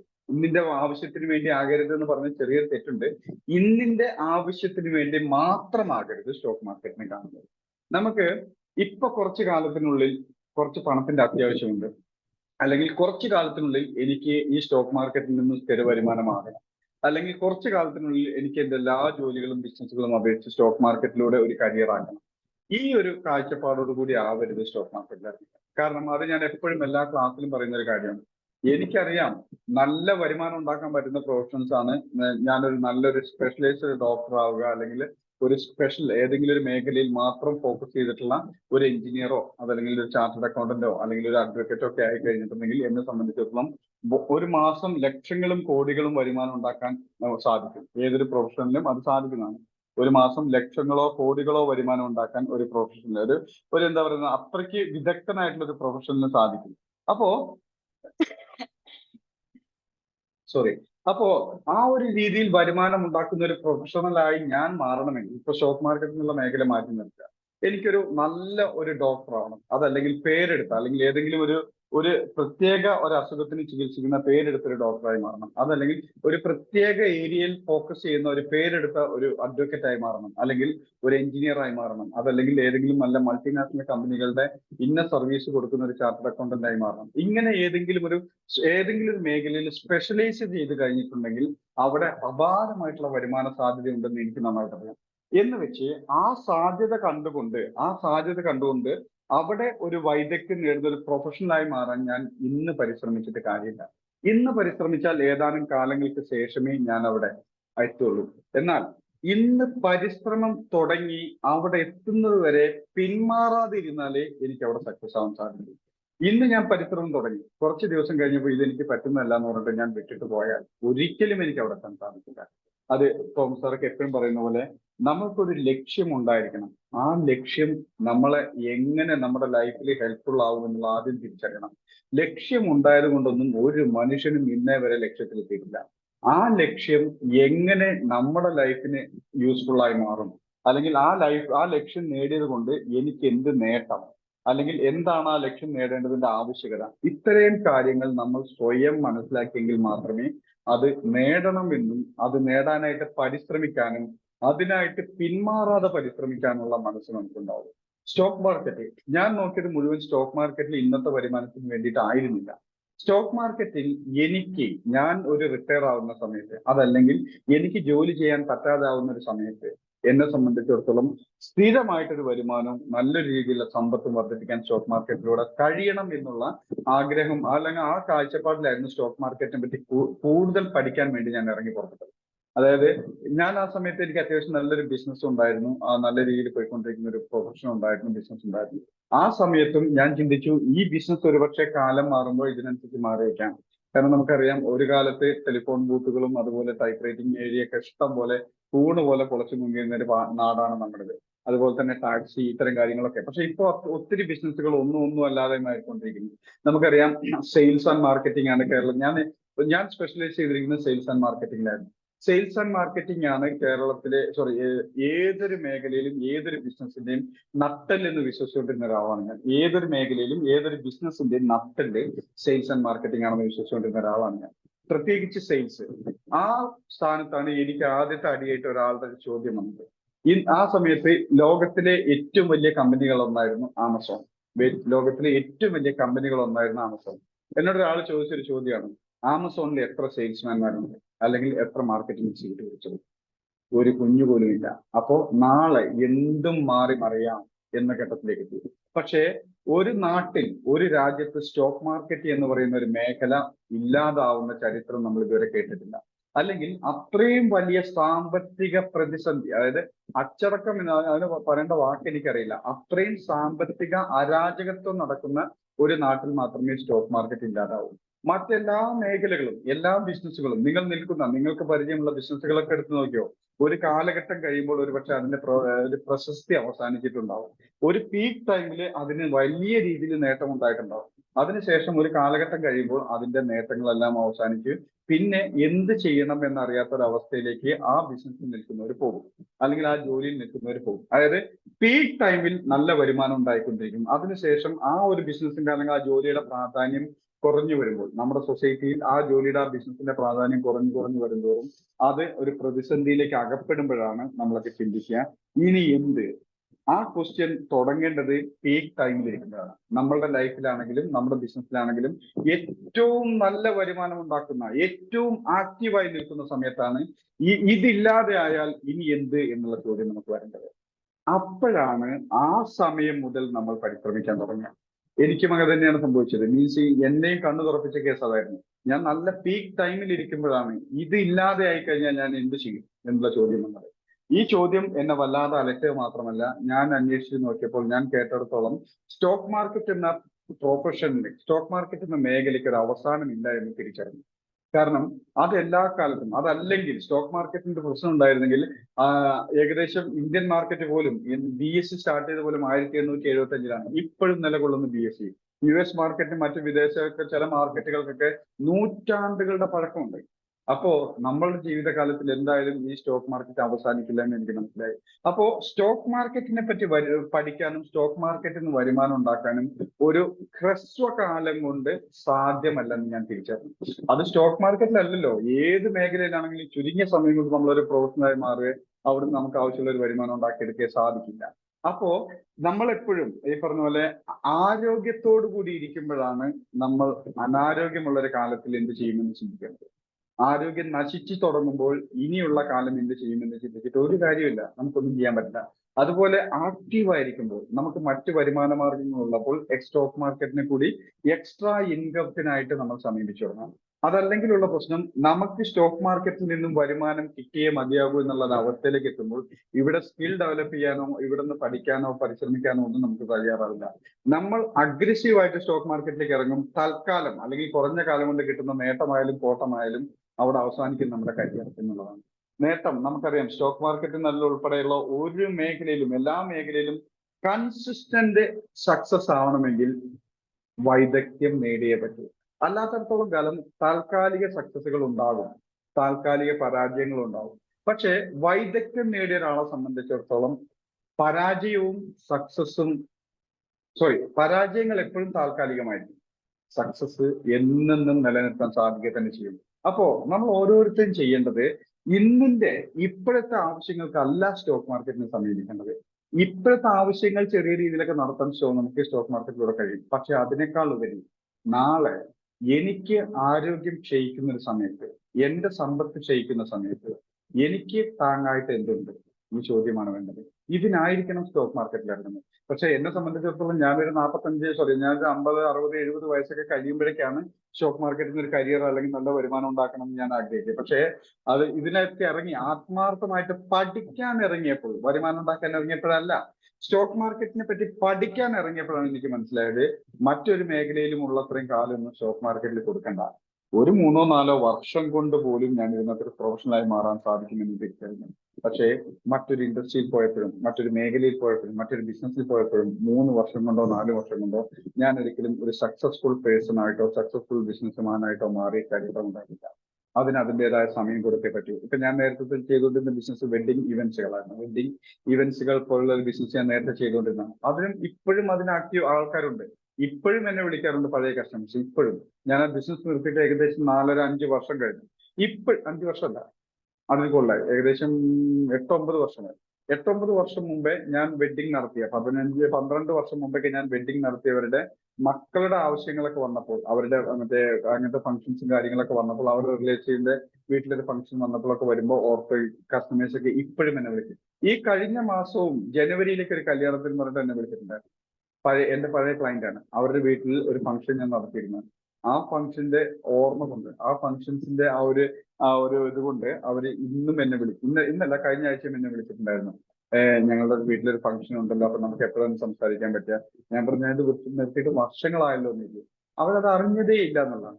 അപ്പൊ പറഞ്ഞു വന്നത്, ഞാൻ ആ കാലഘട്ടത്തിൽ ഞാൻ വെഡിങ് ഇവന്റ് ബിസിനസ് നടത്തിക്കൊണ്ടിരുന്നപ്പോൾ ഞാൻ ചിന്തിച്ചത്, ഇത് ഇല്ലാതെ ആയാൽ, അത് നിർത്തിയ സമയത്തല്ല ഞാൻ ചിന്തിച്ചത്, ഇത് ഇല്ലാതെ ആയാൽ ഞാൻ എന്ത് ചെയ്യും? എനിക്ക് ഇതിനേക്കാൾ മെച്ചപ്പെട്ട രീതിയിലുള്ള ജീവിതം അല്ലെങ്കിൽ ലൈഫ് സക്സസ് ആക്കാൻ ഞാൻ എന്ത് ചെയ്യണമെന്ന് ഞാൻ ആ കാലഘട്ടത്തിലേക്ക് ചിന്തിച്ചു തുടങ്ങി. അവിടെ ഞാൻ പഠിക്കാൻ തീരുമാനിച്ചു സ്റ്റോക്ക് മാർക്കറ്റിൽ. പഠിക്കാൻ തുടങ്ങിയപ്പോൾ, ഞാൻ വെറുതെ പറഞ്ഞതല്ല, 112ഓളം ക്ലാസ്സുകൾ പങ്കെടുത്തിട്ടുണ്ടെന്നുള്ളത് ഞാൻ വെറുതെ പറഞ്ഞതല്ല, സീരിയസ് ആയിട്ട് തന്നെയാണ്. കള്ളം പറയേണ്ട കാര്യം നമുക്ക് ഒതുക്കില്ലല്ലോ. അപ്പൊ ആദ്യ കാലഘട്ടങ്ങളിലൊക്കെ ഞാൻ ഒരു 10-40 ക്ലാസ് ഒക്കെ അറ്റൻഡ് ചെയ്തിട്ടുള്ളൂ. അതിനുശേഷം ഇതൊരു കരിയർ ആക്കി മാറ്റുന്നു എന്നുള്ള ആഗ്രഹം കൊണ്ടാണ് പിന്നീട് അത്രയും ക്ലാസ്സുകൾ തുടർച്ചയായിട്ട് ആഴ്ചയിൽ ഒരിക്കൽ എന്നുള്ള പോലെ, അല്ലെങ്കിൽ 2 ആഴ്ചയിൽ ഒരിക്കലെങ്കിലും ഞാനൊരു ക്ലാസ് അറ്റൻഡ് ചെയ്യുന്നു. ആ ലെവലിലേക്ക് വന്നു. ഇത് പങ്കെടുത്ത് തുടങ്ങിയപ്പോഴാണ്, ഈ ക്ലാസ്സുകൾ പങ്കെടുത്ത് തുടങ്ങിയപ്പോഴാണ് എനിക്ക് മനസ്സിലായത്, ഇതിലുള്ള 90% ടീച്ചേഴ്സിനും 90% ട്രെയിനിങ് ഇൻസ്റ്റിറ്റ്യൂട്ടിനും പഠിപ്പിക്കാനുള്ളത് ഒന്നേ ഉള്ളൂ. വേറെ ഒന്നും പഠിപ്പിക്കാനില്ല. ഒരേ സാധനം തന്നെ പലരും അവരുടേതായ ഭാഷയിൽ, അവരുടേതായ ശൈലിയിൽ പ്രസന്റ് ചെയ്യുന്നത് മാത്രമേ ഉള്ളൂ. വേറെ ഒരു കാര്യവും പുതുതായിട്ട് പഠിക്കാനില്ല. അപ്പോ വളരെ ചുരുങ്ങിയ കാര്യങ്ങളെ ഇതിനകത്ത് പഠിക്കാനുള്ളത് മനസ്സിലായി. അപ്പൊ ഈസിയാണ്, മറ്റൊരു ബിസിനസിനെ അപേക്ഷിച്ച്, മറ്റൊരു ജോലി അപേക്ഷിച്ച് വളരെ വളരെ ഈസിയാണെന്ന് തിരിച്ചറിഞ്ഞു. അങ്ങനെ തിരിച്ചറിഞ്ഞ് പിന്നെ ഞാൻ ഫോക്കസ്ഡ് ആയിരുന്നു. കാരണം ഇത്രയും ക്ലാസ്സുകളുടെ എക്സ്പീരിയൻസ് എനിക്ക് തന്നെ എന്താന്ന് വെച്ചിട്ടുണ്ടെങ്കിൽ, സ്റ്റോക്ക് മാർക്കറ്റിൽ നമുക്ക് നിയന്ത്രിക്കാൻ പറ്റുന്ന, നമ്മുടെ കൺട്രോളിലിരിക്കുന്ന, നമുക്ക് ചെയ്യാൻ പറ്റുന്ന മൂന്നേ കാര്യങ്ങളുള്ളൂ. 1 എൻട്രി, 2 എക്സിറ്റ്. ഇത് രണ്ടാണ് പ്രധാനമായിട്ടുള്ളത്. എക്സിറ്റ് എന്ന് വെച്ചിട്ടുണ്ടെങ്കിൽ നമുക്കറിയാം, എൻട്രി എടുത്തതിന് ശേഷം അത് എക്സിറ്റ്, അത് പ്രോഫിറ്റിലാവാം ലോസിലാവാം. ഈ എക്സിറ്റ്, എൻട്രി, ഇത് രണ്ടുമാണ് നമ്മുടെ കൺട്രോളിലുള്ളത്. ഈ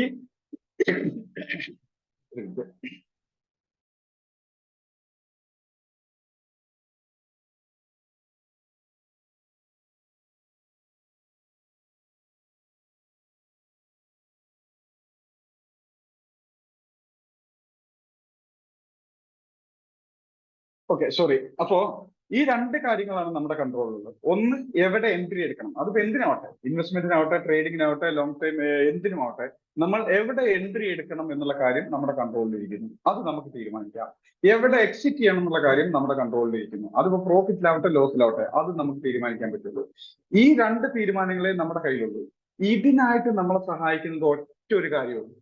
ഇപ്പോഴത്തെ ആ ട്രെൻഡ്, മൂവ്മെന്റ് പാറ്റേൺ, അതിന്റെ സ്വഭാവം, അത് ഇൻഡെക്സ് ആവട്ടെ സ്റ്റോക്ക് ആവട്ടെ, ഇത് മനസ്സിലാക്കുക. ഇതിനപ്പുറത്തേക്ക് ഒന്നും ചെയ്യാനുള്ള എന്നുള്ളത് കുറച്ച് ക്ലാസ് കഴിഞ്ഞപ്പോൾ എനിക്ക് മനസ്സിലായത്. അതായത് നമ്മുടെ കൺട്രോളിലുള്ളത് ഒരു സ്റ്റോക്കിന്റെ ഇപ്പോഴത്തെ കണ്ടീഷൻ, മൂവ്മെന്റ് പാറ്റേൺ, ട്രെൻഡ് എന്താണെന്ന് മനസ്സിലാക്കുക. അതിനൊപ്പം എങ്ങനെ ഞാൻ നിലനിൽക്കണം, ആ മൂവ്മെന്റിനൊപ്പം എങ്ങനെ പ്രോഫിറ്റ് ആക്കാൻ ഞാൻ നിലനിൽക്കണം. അതായത് ഇപ്പോഴത്തെ സ്റ്റോക്കും ഇൻഡെക്സും മുകളിലേക്കാവട്ടെ താഴേക്കാവട്ടെ സൈഡ് വൈസ് ആവട്ടെ, ഏത് ഡയറക്ഷനിലേക്കാണ് ഇപ്പോഴത്തെ അതിന്റെ മൂവ്മെന്റ്, അതിനോടൊപ്പം എങ്ങനെയാണ് ഞാൻ നിലനിൽക്കേണ്ടത്, ആ മൂവ്മെന്റുകളിൽ, ആ നിലനിൽപ്പുകളെ എവിടെ എൻട്രി എടുക്കണം, എവിടെ എക്സിറ്റ് ചെയ്യണം, ഇതേ നമ്മുടെ കയ്യിലുള്ളതെന്ന് മനസ്സിലായി. ഇതിനായിട്ട് ഒത്തിരി കാര്യങ്ങളിലേക്ക് ഒന്നും പോകേണ്ടെന്ന് തിരിച്ചറിയാൻ എനിക്ക് കുറെ ക്ലാസ്സുകൾ കഴിഞ്ഞപ്പോഴാണ് എനിക്ക് തിരിച്ചറിയാൻ പറ്റിയത്. ഇത്രയും ചെറിയ കാര്യങ്ങൾക്കായിട്ട് ഇത്രയും ചെറിയ കാര്യങ്ങളെ സ്റ്റോക്ക് മാർക്കറ്റിലുള്ളൂ. ഇതിനപ്പുറത്തേക്ക് ഒരു കാര്യങ്ങളുമില്ല. അപ്പോൾ പലരും ചിന്തിച്ചിരിക്കുന്നത് സ്റ്റോക്ക് മാർക്കറ്റ് എന്ന് പറഞ്ഞാൽ എന്തോ വലിയൊരു സംഭവമാണ്. വലിയ സംഭവം തന്നെയാണ്, ഒരു സംശയമില്ല. സ്റ്റോക്ക് മാർക്കറ്റിന് പോലൊരു മേഖല നമുക്ക് വേറൊന്നുമില്ല, വലിയ സംഭവം തന്നെയാണ്, ഒരു സംശയമില്ല. പക്ഷേ ഇവിടെ നമുക്ക് ചെയ്യാനുള്ളത് വളരെ ചുരുക്കം കാര്യങ്ങളേ ഉള്ളൂ, വളരെ കുറച്ച് കാര്യങ്ങളേ ഉള്ളൂ. ഇതിനപ്പുറത്തേക്ക് എന്ത് ചെയ്യാനും നമ്മുടെ കയ്യിലുള്ള കാര്യമല്ല. ഒന്നും ചെയ്യാൻ നമുക്ക് കഴിയില്ല, നമുക്കൊക്കെ ചെയ്യേണ്ട ആവശ്യകതയില്ല. ഇപ്പോഴത്തെ ഒരു സ്റ്റോക്കിന്റെ അല്ലെങ്കിൽ ഇൻഡെക്സിന്റെ മൂവ്മെന്റ് ഏത് ഡയറക്ഷനിലേക്കാണ്, എങ്ങനെയാണ് അത് മൂവ് ചെയ്യുന്നത്, ഈ ഡയറക്ഷനൊപ്പം ഞാൻ എങ്ങനെ നിലനിൽക്കണം, എനിക്ക് പ്രോഫിറ്റ് ഉണ്ടാക്കാൻ ഇതിനൊപ്പം ഞാൻ എങ്ങനെ നിൽക്കണം, എവിടെ എൻട്രി എടുക്കണം, എവിടെ എക്സിറ്റ് ചെയ്യണം, ഈ കാര്യങ്ങൾ മാത്രമേ നമ്മുടെ കൺട്രോളിൽ. ഇതിനപ്പുറത്തേക്കുള്ള കാര്യങ്ങൾ അന്വേഷിച്ച് പോകുമ്പോഴാണ് നമ്മൾ പരാജയപ്പെടുന്നത്. ഇതിനപ്പുറത്തേക്കുള്ള കാര്യങ്ങൾ അന്വേഷിച്ച് പോകുമ്പോഴാണ് ഒരു സ്റ്റോക്കിനെ പറ്റി ഡീറ്റെയിൽ ആയിട്ട് പഠിക്കുക. ഡീറ്റെയിൽ ആയിട്ട് പഠിക്കുന്നത് നല്ലതാണ്, പക്ഷെ അതിന്റെ ആവശ്യകത നമുക്കില്ല എന്നുള്ളതാണ്. ആ ഡീറ്റെയിൽ ആയിട്ട് പഠിച്ചാൽ നമുക്ക് താൽക്കാലികമായിട്ട് അല്ലെങ്കിൽ ലോങ് ടൈമിലേക്ക് പ്രോഫിറ്റ് തരും ഇല്ല. പക്ഷെ ആ സ്റ്റോക്കിന്റെ മൂവ്മെന്റ് മനസ്സിലാക്കി കഴിഞ്ഞാൽ നമുക്ക് പ്രോഫിറ്റ് ഏൺ ചെയ്യാൻ വളരെ ഈസിയാണ്. ഒരു സ്റ്റോക്കിന്റെ മൂവ്മെന്റ് മനസ്സിലാക്കി കഴിഞ്ഞിട്ടുണ്ടെങ്കിൽ നമുക്ക് വളരെ വളരെ വളരെ വളരെ ഈസി ആയിട്ട് അതിനൊപ്പം നിലനിൽക്കാൻ സാധിക്കും. അപ്പോ ഇത്തരം ചുരുങ്ങിയ കാര്യങ്ങളെ സ്റ്റോക്ക് മാർക്കറ്റിൽ സക്സസ് ആവാൻ നമ്മൾ ചെയ്യേണ്ടതുണ്ട്. പക്ഷേ അതിനായിട്ട് ആത്മാർത്ഥമായിട്ട് പരിശ്രമിക്കണം, പിന്മാറാതെ പരിശ്രമിക്കണം. സ്റ്റോക്ക് മാർക്കറ്റിൽ നിന്നും ഫെയിൽ ആയിട്ടുള്ള അല്ലെങ്കിൽ സ്റ്റോക്ക് മാർക്കറ്റിൽ ലോസ് വരുത്തിയിട്ടുള്ള, സ്റ്റോക്ക് മാർക്കറ്റിൽ നിന്നും പിന്മാറിയിട്ടുള്ള ആൾക്കാരൊക്കെ, വലിയ ലോസുകൾ വരുത്തി പിന്മാറിയിട്ടുള്ള ആൾക്കാരൊക്കെ ചിന്തിച്ചു നോക്കുക, അവരൊരു താൽക്കാലിക നേട്ടമാണ് ഫോക്കസ് ചെയ്തിരിക്കുന്നത്, അല്ലെങ്കിൽ താൽക്കാലിക നേട്ടം ലക്ഷ്യമിട്ടിട്ടാണ് സ്റ്റോക്ക് മാർക്കറ്റിൽ ഇറങ്ങിയിരിക്കുന്നത്. അതുകൊണ്ടാണ് അവർ പിന്മാറേണ്ടി വന്നിരിക്കുന്നത്. അതല്ലെങ്കിൽ വലിയ ലോസ് വന്നിരിക്കുന്നത് അതുകൊണ്ട് മാത്രമാണ്. സ്റ്റോക്ക് മാർക്കറ്റിൽ പഠിക്കാൻ, സക്സസ് ആകുന്നത് വരെ പിന്മാറാതെ ഇരിക്കാൻ മനസ്സുള്ള ഒരാൾക്കും വലിയ ലോസിൽ എന്ന കഥകൾ പറയേണ്ടി വന്നിട്ടുണ്ടാവില്ല, വരികയുമില്ല. താൽക്കാലിക നേട്ടം, ഷോർട്ട് ടൈം ഗെയിൻ, അല്ലെങ്കിൽ എന്താ പറയുക, ഒരു കുറഞ്ഞ കാലത്തിനുള്ളിൽ എനിക്ക് ആവശ്യമുള്ളത് വേണം എന്നുള്ള ചിന്ത, അത് പലരും അത് അംഗീകരിക്കില്ല എന്നുള്ളതാണ് വാസ്തവം. എല്ലാവരും പറയുന്നത് ഞാൻ ലോങ് ടൈമിലേക്ക്, എനിക്ക് പഠിക്കാനേ ഞാൻ സമയം മെനക്കെടുക്കുന്നുള്ളൂ, എനിക്കിപ്പോ അതിനകത്തുള്ള വരുമാനം ഒന്നല്ല ഞാൻ പ്രതീക്ഷിക്കുന്നത് എന്ന് പറയുന്നത് സ്വയം നോക്കുക. അവരെടുക്കുന്ന ട്രേഡുകൾ, അവർ ഇൻവെസ്റ്റ് ചെയ്യുന്ന ക്വാണ്ടിറ്റികളുടെ എണ്ണം നോക്കിയാൽ മതി. താൽക്കാലിക നേട്ടത്തിന് വേണ്ടിയിട്ടാണോ, അത് ലോങ് ടൈമിലായിട്ട് ഇതിനകത്തൊരു സ്കിൽ ഡെവലപ്പ് ചെയ്യാൻ വേണ്ടിയാണോ ഞാൻ ഇവിടെ നിൽക്കുന്നതെന്ന് തിരിച്ചറിയാൻ അവനവന്റെ പോർട്ട്ഫോളിയോയിലേക്ക് നോക്കിയാൽ മതി. എടുക്കുന്ന ട്രേഡുകളുടെ, എടുക്കുന്ന ഇൻവെസ്റ്റ്മെന്റ് ചെയ്ത സ്റ്റോക്കുകളുടെ എണ്ണം നോക്കിയാൽ മാത്രം അറിയാം താൽക്കാലിക നേട്ടമാണോ അതോ ലോങ് ടൈമിന് വേണ്ടിയിട്ടാണോ, അല്ലെങ്കിൽ ഈ മേഖലയെ പറ്റി കൂടുതൽ പഠിക്കാനാണോ ഞാൻ ഇപ്പൊ നിലനിൽക്കുന്നത് എന്നുള്ളത് തിരിച്ചറിയാൻ സാധിക്കും. അപ്പോ നമ്മളൊരു ലോങ് ടൈം വിഷനോട് കൂടി, നേരത്തെ പറഞ്ഞ പോലെ തന്നെ, ഞാൻ ഏതെങ്കിലും ഒരു മേഖലയിൽ ഒരു സ്പെഷ്യലൈസ്ഡ് ആവണമെങ്കിൽ, സ്പെഷ്യലൈസ് ചെയ്യണമെങ്കിൽ, ഞാനിപ്പോ ഒരു ഡോക്ടർ ആവണമെങ്കിൽ ഏതെങ്കിലും ഒരു മേഖലയിൽ സ്പെഷ്യലൈസ് ചെയ്യണമെങ്കിൽ, ഒരു എഞ്ചിനീയർ ഏതെങ്കിലും ഒരു മേഖലയിൽ സ്പെഷ്യലൈസ് ചെയ്യണമെങ്കിൽ, അതല്ലെങ്കിൽ ഒരു ചാർട്ടേഡ് അക്കൗണ്ടന്റ് ഏതെങ്കിലും ഒരു മേഖലയിൽ സ്പെഷ്യലൈസ് ചെയ്യണമെങ്കിൽ എത്ര കാലത്തെ പരിശ്രമം ആവശ്യമായിരിക്കും. വെറും പരിശ്രമമല്ല അവിടെ വേണ്ടത്, പിന്മാറാതെയുള്ള പരിശ്രമം തന്നെയാണ്. ഞാനിപ്പോ ഒരു കാർഡിയോളജിസ്റ്റ് ആയി മാറണമെങ്കിൽ, അല്ലെങ്കിൽ ഒരു കോർപ്പറേറ്റ് കമ്പനികളുടെ ഏതെങ്കിലും ഒരു ഭാഗം മാത്രം ഫോക്കസ് ചെയ്യുന്ന ഒരു സ്പെഷ്യലൈസ്ഡ് ചാർട്ടേഡ് അക്കൗണ്ടന്റിന്റെ ഡിപ്പാർട്ട്മെന്റിൽ അല്ലെങ്കിൽ ആ ഒരു സെഗ്മെന്റിൽ ഞാൻ നിലനിൽക്കണമെങ്കിൽ, സ്പെഷ്യലൈസ് ചെയ്യണമെങ്കിൽ എത്ര വർഷം ഞാൻ പിന്മാറാതെ ഫോക്കസ്ഡ് ആയിട്ട് അവിടെ നിലനിന്നാലാണ് സാധിക്കുക. അതുപോലെ തന്നെയാണ് സ്റ്റോക്ക് മാർക്കറ്റ്. താൽക്കാലിക നേട്ടങ്ങളാണ് നമ്മുടെ മുമ്പിലെങ്കിൽ, നമ്മുടെ ലക്ഷ്യമെങ്കിൽ, നമ്മൾ താൽക്കാലികമായിട്ട് നേട്ടമോ കോട്ടമോ ഉണ്ടാക്കി ഈ മേഖലയിൽ നിന്ന് ഔട്ടായിട്ട്. പക്ഷേ അതാവരുത് ലക്ഷ്യം. കാരണം ഇതിന് വളരെ സിമ്പിൾ ആയിട്ട്, നിങ്ങൾ എത്ര വേണമെങ്കിലും താൽക്കാലിക നേട്ടത്തിന് പരിശ്രമിക്കുന്നതിൽ തെറ്റില്ല. പക്ഷേ ഒരു അക്കൗണ്ടിലെങ്കിലും ഒരു 10,000 രൂപ ക്യാപിറ്റൽ ഇൻവെസ്റ്റ് ചെയ്തുകൊണ്ട്, ഒരു അക്കൗണ്ടിലെങ്കിലും ഒരു 10,000 രൂപ ക്യാപിറ്റൽ ഇൻവെസ്റ്റ് ചെയ്തുകൊണ്ട് വെറും 20% വീക്ക്ലി 5% ടാർഗറ്റ് വെച്ചുകൊണ്ട്, ബാക്കി നിങ്ങളെല്ലാ മേഖലയിൽ നിന്ന് ഔട്ടായിക്കോ, ഒരു കുഴപ്പമില്ല, സ്റ്റോക്ക് മാർക്കറ്റിൽ നിലനിൽക്കണ്ട, ഒരു കുഴപ്പമില്ല. പക്ഷേ ഒരു അക്കൗണ്ടിലെങ്കിലും ആഴ്ചയിൽ 5% ഗ്രോത്ത് നേടാൻ. ആ 5% എന്ന് പറഞ്ഞാൽ നമ്മളെപ്പോലുള്ള സാധാരണക്കാരെ കണ്ണി പിടിക്കുന്ന എമൗണ്ടേ അല്ല. 5% നമ്മളെപ്പോലുള്ള ഒരാളുടെയും കണ്ണി പിടിക്കില്ല. 10,000 രൂപയുടെ 5% എന്ന് പറഞ്ഞാൽ 500 രൂപ ആർക്ക് വേണം, എന്തിനു വേണം. പക്ഷേ ഇതെങ്കിലും ഒരു അക്കൗണ്ടിൽ കീപ്പ് ചെയ്യാൻ ശ്രമിച്ചാൽ അത് സാധ്യമാണെന്ന് നമ്മളൊക്കെ പലപ്പോഴും പല പ്രാവശ്യം തെളിയിച്ചിട്ടുള്ളതാണ്. 500 രൂപ ഒരാഴ്ച, 10,000 രൂപ ഇൻവെസ്റ്റ് ചെയ്തിട്ടുണ്ടെങ്കിൽ 500 രൂപ ഒരാഴ്ച നേടുക എന്നുണ്ടെങ്കിൽ വളരെ ഈസി ആയിട്ട് സാധ്യമാണ്. ആ 500 രൂപ കിട്ടിക്കഴിഞ്ഞാൽ ആ അക്കൗണ്ടിൽ ആ ആഴ്ചയിലെ ട്രേഡിംഗ് നിർത്തിവെക്കുക. ഒരു 10-12 വർഷം സ്റ്റോക്ക് മാർക്കറ്റിൽ നിന്നും നമ്മൾ ഒന്നും നേടിയില്ലെങ്കിലും ആ ഒരൊറ്റ ടാർഗറ്റ് അല്ലെങ്കിൽ ആ ഒരൊറ്റ അക്കൗണ്ട് മതി നമ്മുടെ ജീവിതകാലം മുഴുവൻ നമ്മളെ താങ്ങി നിർത്താൻ. അതിന് പോലും നമ്മൾക്ക് സാധിക്കില്ല. സാറേ DDS. എന്താ DDS? നമ്മളെ ഡ്രീം അക്കൗണ്ടിന്റെ അവസ്ഥ എന്താണ് ഇപ്പോ? എന്നോടല്ല, സ്വയം ചോദിക്കരുത്. ഓക്കെ. അപ്പോ ഒരു അക്കൗണ്ടിലെങ്കിലും അത് കീപ്പ് ചെയ്യുക. ബാക്കി നിങ്ങൾ എന്ത് വേണേലും ആയിക്കോ, സ്റ്റോക്ക് മാർക്കറ്റിന് എന്ത് വേണേലും സംഭവിച്ചോ, അല്ലെങ്കിൽ ഈ മേഖലയിൽ പിടിച്ചു നിൽക്കണ്ട, ഈ മേഖലയിൽ നിന്ന് ഔട്ടാവുകയാണ്, പോട്ടെ, എന്തെങ്കിലും ആവട്ടെ. പക്ഷെ ഒരു അക്കൗണ്ടെങ്കിലും ആ ഒരു 5% പെർ വീക്കിലി കീപ്പ് ചെയ്തുകൊണ്ട് ഒന്ന് ഫോളോ ചെയ്യൂടെ, ഒന്ന് പോയിക്കൂടായിരുന്നു. ഒരു 12 വർഷം കഴിഞ്ഞ നമുക്കറിയാം, നമ്മുടെ കാലഘട്ടത്തിലൊക്കെ ഒരു 12-15 വർഷം മുമ്പുള്ള നമ്മൾ അതിന് മാത്രം വലിയ നേട്ടങ്ങളൊന്നും കഴിഞ്ഞ 15 വർഷം കൊണ്ട് നമ്മളൊന്നും നേടിയിട്ടില്ല. പക്ഷേ ഇനിയുള്ള 15 വർഷത്തിനുള്ളിൽ അത്തരം ഒരു അവസ്ഥ നമുക്ക് വരരുത്. ഒന്നും വേണ്ടെന്നേ, നമ്മൾ ടാർഗറ്റ് ഇട്ടതിന്റെ 10% നേടിയ പോരെ ലൈഫ് സക്സസ് ആവാൻ. നമ്മൾ ടാർഗറ്റ് ഇട്ടതിന്റെ 10% നേടിയാൽ മതി ലൈഫ് സക്സസ് ആവാൻ. ഒരു അക്കൗണ്ടെങ്കിലും അതിനായിട്ട് പരിശ്രമിക്കുക, അവിടെയെങ്കിലും പിന്മാറാതെ പരിശ്രമിക്കുക, ആ ഭാഗത്തെങ്കിലും പിന്മാറാതെ പരിശ്രമിക്കുക. ബാക്കി എന്ത് വേണേലും പരീക്ഷിച്ചോ, ഒരു കുഴപ്പമില്ല. പക്ഷെ ഒരു അക്കൗണ്ടിലെങ്കിലും പിന്മാറാതെ 5% വീക്കിലി ടാർഗറ്റ് ഫോക്കസ് ചെയ്തുകൊണ്ട് പോക്കോ. ബാക്കി എന്ത് പണിയെടുത്തോ, കൂലിപ്പണിക്ക് പോക്കോ, ഗുണ്ടായുസത്തിന് പോക്കോ, എന്തിനും പോയിക്കോ. പക്ഷെ ഒരു അക്കൗണ്ടിലെങ്കിലും വീക്കിലി 5%. എത്ര സമയം വേണം? 2 മണിക്കൂർ മതി, അല്ലെങ്കിൽ 3 മണിക്കൂർ മതി. ഒരാഴ്ചയിൽ 2-3 മണിക്കൂർ മതി. ആ 2-3 മണിക്കൂർ ഒരാഴ്ചയിൽ നമുക്ക് വേണ്ടി മാറ്റിവെക്കേണ്ടത് ശ്രമിച്ചു നോക്കുക. പക്ഷേ അതിനായി ആ ഒരു അക്കൗണ്ട് കീപ്പ് ചെയ്യാനായിട്ടുള്ള ഒരു അറിവ്, വൈദഗ്ധ്യം ഞാൻ നേടിയിട്ടുണ്ടോ? ഇത് മസ്റ്റാണ്. 2-3 മണിക്കൂർ ഒരാഴ്ച ചെലവഴിക്കാനും ഒരാഴ്ചയിൽ 5% ക്യാപിറ്റൽ ഗ്രോത്ത് ഉണ്ടാക്കാനുള്ള ശേഷി, വൈദഗ്ധ്യം ഞാൻ നേടിയിട്ടുണ്ടോ? അത് മസ്റ്റാണ്. അത് നേടിയേ മതിയാകും. അത് നേടാനായിട്ടായിരിക്കണം ഇനിയുള്ള ദിവസങ്ങളോ ആഴ്ചകളോ മാസങ്ങളോ ഒരു വർഷമോ ചെലവഴിക്കേണ്ടത്. ഒന്ന് ചിന്തിച്ചു നോക്കിയേ, ഒരു 5% ഗ്രോത്ത് കീപ്പ് ചെയ്യാൻ ഒരു വർഷം നമ്മൾ പരിശ്രമിക്കേണ്ടി വരുന്നു? ഒരിക്കലും വരില്ല. ഒരു വർഷം ഒന്നും പരിശ്രമിക്കേണ്ട വീക്കിലി 5% കീപ്പ് ചെയ്യാനായിട്ട്. ആ ഒരു വർഷം മതി സാറേ ബാക്കിയുള്ള 14 വർഷം കൊണ്ട് നമ്മുടെ ജീവിതം താങ്ങി നിർത്താൻ, നമ്മുടെ സ്വപ്നങ്ങളെ താങ്ങി നിർത്താൻ. ഒന്നും വേണ്ട, ടാർഗറ്റ് ഇട്ടതിന്റെ നമുക്കറിയാം 5% കീപ്പ് ചെയ്തിട്ടുണ്ടെങ്കിൽ ഒരു മാസം 20%. 20% കീപ്പ് ചെയ്തുകൊണ്ട് പോയിട്ടുണ്ടെങ്കിൽ 12.5 വർഷം കൊണ്ട് എവിടെ ചെന്ന് അവസാനിക്കും? ചിന്തിക്കാൻ പറ്റില്ല. അതിന്റെ 10% ഗ്രോത്ത് ഉണ്ടായാൽ മതി. വെറും 10% ബാക്കി ഉണ്ടായാൽ മതി. 10%. ഈ 10%-നായിട്ട് ഒരു വർഷം പരിശ്രമിക്കേണ്ടി വന്നാലും പരിശ്രമിക്കുക തന്നെ വേണം. എല്ലാ ദിവസവും പരിശ്രമിക്കാൻ പറയുന്നില്ല. ആഴ്ചയിൽ 1-2 ദിവസമെങ്കിലും സ്റ്റോക്ക് മാർക്കറ്റിനായിട്ട്. സ്റ്റോക്ക് മാർക്കറ്റിൽ നമ്മളെ വേണ്ട, നമുക്ക് വേണ്ടി, നമ്മുടെ ഭാവിക്ക് വേണ്ടി ആഴ്ചയിൽ 1-2 ദിവസമെങ്കിലും ഒരു 3-4 മണിക്കൂറെങ്കിലും സ്റ്റോക്ക് മാർക്കറ്റിനെ പറ്റി പഠിക്കാനും, സ്റ്റോക്ക് മാർക്കറ്റിൽ എങ്ങനെ പ്രോഫിറ്റ് ഉണ്ടാക്കാനും, ലോസ് ലിമിറ്റ് ചെയ്തുകൊണ്ട് എങ്ങനെ പ്രോഫിറ്റ് ഉണ്ടാക്കണം എന്നൊക്കെ പഠിക്കാനായിട്ട് ആഴ്ചയിൽ 1-2 ദിവസം ചെലവഴിക്കുക. 3-4 മണിക്കൂർ ചെലവഴിച്ചാൽ മതിയോ? ഇത് ഒരു വർഷം ചെലവഴിച്ച് നോക്കിയേ, പിന്നീടുള്ള 12-13 വർഷം മതി നമ്മുടെ ലൈഫ് മാറാൻ. ഇപ്പോഴുള്ള കഴിഞ്ഞ 13-15 വർഷം കൊണ്ട് എന്തെങ്കിലും മാറ്റം നമ്മുടെ ജീവിതത്തിൽ ഉണ്ടായിട്ടുണ്ടോ?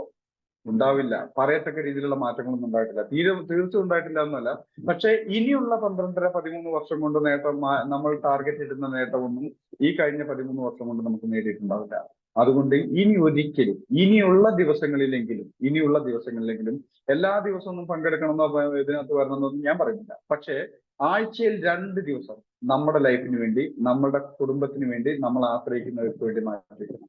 ആഴ്ചയിൽ 2 ദിവസം മുഴുവൻ വേണമെന്നും പറഞ്ഞിട്ടില്ല അവിടെ. ആഴ്ചയിൽ 2 ദിവസം, ഒരു ദിവസം 3-4 മണിക്കൂർ സ്പെൻഡ് ചെയ്താൽ മതി. 8 മണിക്കൂർ ഒരാഴ്ചയിൽ, 8 മണിക്കൂർ. അതിനെങ്കിലും നമ്മുടെ ജീവിതത്തിന് വേണ്ടി നമ്മൾ മാറ്റിയിട്ടുണ്ട്. നമ്മുടെ ലൈഫിന് വേണ്ടി, നമ്മുടെ സ്വപ്നങ്ങൾക്ക് വേണ്ടി, നമ്മൾ ആശ്രയിക്കുന്ന വേണ്ടി ഒരാഴ്ചയിൽ 8 മണിക്കൂറെങ്കിലും നമുക്ക് മാറ്റിവെക്കേണ്ടതുണ്ട്. അതില്ലെങ്കിൽ പിന്നെ നമ്മളെ എന്തിനുള്ള. അപ്പോ ഇനി അങ്ങോട്ടുള്ള ദിവസങ്ങൾ, ഒരു വർഷം വേണമെങ്കിൽ കണക്കൂട്ടിക്കോ. എല്ലാ ദിവസവും എല്ലാ സമയവും സ്റ്റോക്ക് മാർക്കറ്റിൽ ഇറങ്ങണ്ട. ആഴ്ചയിൽ 2 ദിവസം, ഒരു ദിവസം 4 മണിക്കൂർ വെച്ച് മാറ്റിവെക്കുക. ഉറപ്പായിട്ടും അടുത്ത 15 വർഷം കൊണ്ട്, അല്ലെങ്കിൽ 12.5 വർഷം കൊണ്ട് നമ്മൾ ലക്ഷ്യമിട്ടതിന്റെ 10% നേടിയിരിക്കും. അതിലൊന്നും ഒരു സംശയം വേണ്ട.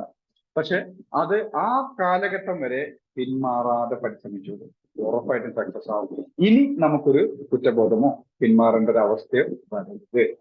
ഇതായിരിക്കണം നമ്മുടെ ലക്ഷ്യം. അതിന് ഈസി ആയിട്ട് നമ്മുടെ സിസ്റ്റം, നമ്മൾ ഫോളോ ചെയ്യുന്ന മെത്തേഡുകൾ മാർക്കറ്റിൽ നമ്മൾ സഹായിക്കുക തന്നെ ചെയ്യും.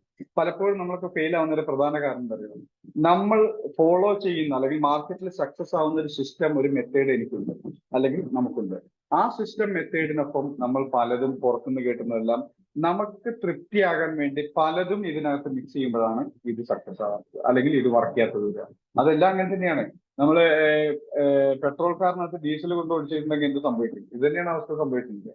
നമ്മളെ സംബന്ധിച്ചിടത്തോളം ഈ ഒരു സിസ്റ്റം മാത്രം ഫോളോ ചെയ്തിട്ടാണ് ഞാൻ മാർക്കറ്റിൽ കാശുണ്ടാക്കുന്നത്. ഞാൻ ഒരുപാട് പൈസ കൊണ്ട് കളഞ്ഞിട്ടുള്ളതാണ്. സ്റ്റോക്ക് മാർക്കറ്റിൽ ഒത്തിരി പൈസ കൊണ്ട് കളഞ്ഞിട്ടുള്ളതാണ്. അത് എന്താ പറയുന്നത്, പല മെത്തേഡുകളും പല സ്ട്രാറ്റജികളും പരീക്ഷിച്ച് അതങ്ങ് ഫെയിലാക്കും. പക്ഷേ ഈ ഒരു സിസ്റ്റത്തിലേക്ക് വന്നു കഴിഞ്ഞപ്പോൾ പിന്നെ ഞാൻ ആദ്യം ഒന്നും വലിയ എമൗണ്ട് ഒന്നും ചെയ്യില്ലായിരുന്നു. വളരെ ചെറിയ എമൗണ്ട് ട്രേഡ് ചെയ്ത് പ്രാക്ടീസ് ചെയ്യും. പക്ഷെ ഇത് എനിക്ക് വളരെ ഈസി ആയിട്ട് തോന്നി. മാർക്കറ്റിലാണെങ്കിൽ റിസൾട്ട് കൊണ്ടുതരുന്നുണ്ട്. അത് സക്സസ് ആക്കാൻ വലിയ ബുദ്ധിമുട്ടില്ലാന്ന് മനസ്സിലായപ്പോൾ ഇതിനകത്തുനിന്ന് നല്ല രീതിയിൽ ട്രേഡ് ചെയ്യാനും പ്രോഫിറ്റ് ഏൺ ചെയ്യാനും പറ്റും. അത് ഈസി ആയിട്ട് സാധിക്കും. എന്തിന്? ഒന്നും വേണ്ട. നേരത്തെ പറഞ്ഞ പോലെ ഒന്നുമില്ലെങ്കിലും ഒരു അക്കൗണ്ടിൽ വീക്കിലി 5% നേടിത്താനായെങ്കിലും ഈ സ്ട്രാറ്റജി അല്ലെങ്കിൽ ഈ ഫോളോ ചെയ്യുന്ന മെത്തേഡ് നമ്മളെ സഹായിക്കും. അതിലൊരു സംശയമില്ല. അത് ഉറപ്പായിട്ടും സാധിക്കും. പക്ഷെ അവിടെ നമ്മൾ ആത്മാർത്ഥമായിട്ട് പിന്മാറാതിരിക്കുക. 12.5 വർഷം കൊണ്ട് അല്ലെങ്കിൽ 13.5 വർഷം കൊണ്ട് പോട്ടെ, 14 വർഷം കൊണ്ട് 1.5 വർഷം പോകട്ടെ, എന്തിനെങ്കിലും പഠിക്കാനോ അല്ലെങ്കിൽ എന്തിനെങ്കിലും പോകട്ടെ. അത്രയൊന്നും പഠിക്കാനൊന്നും ഇല്ലല്ലോ ഇതിനകത്ത്.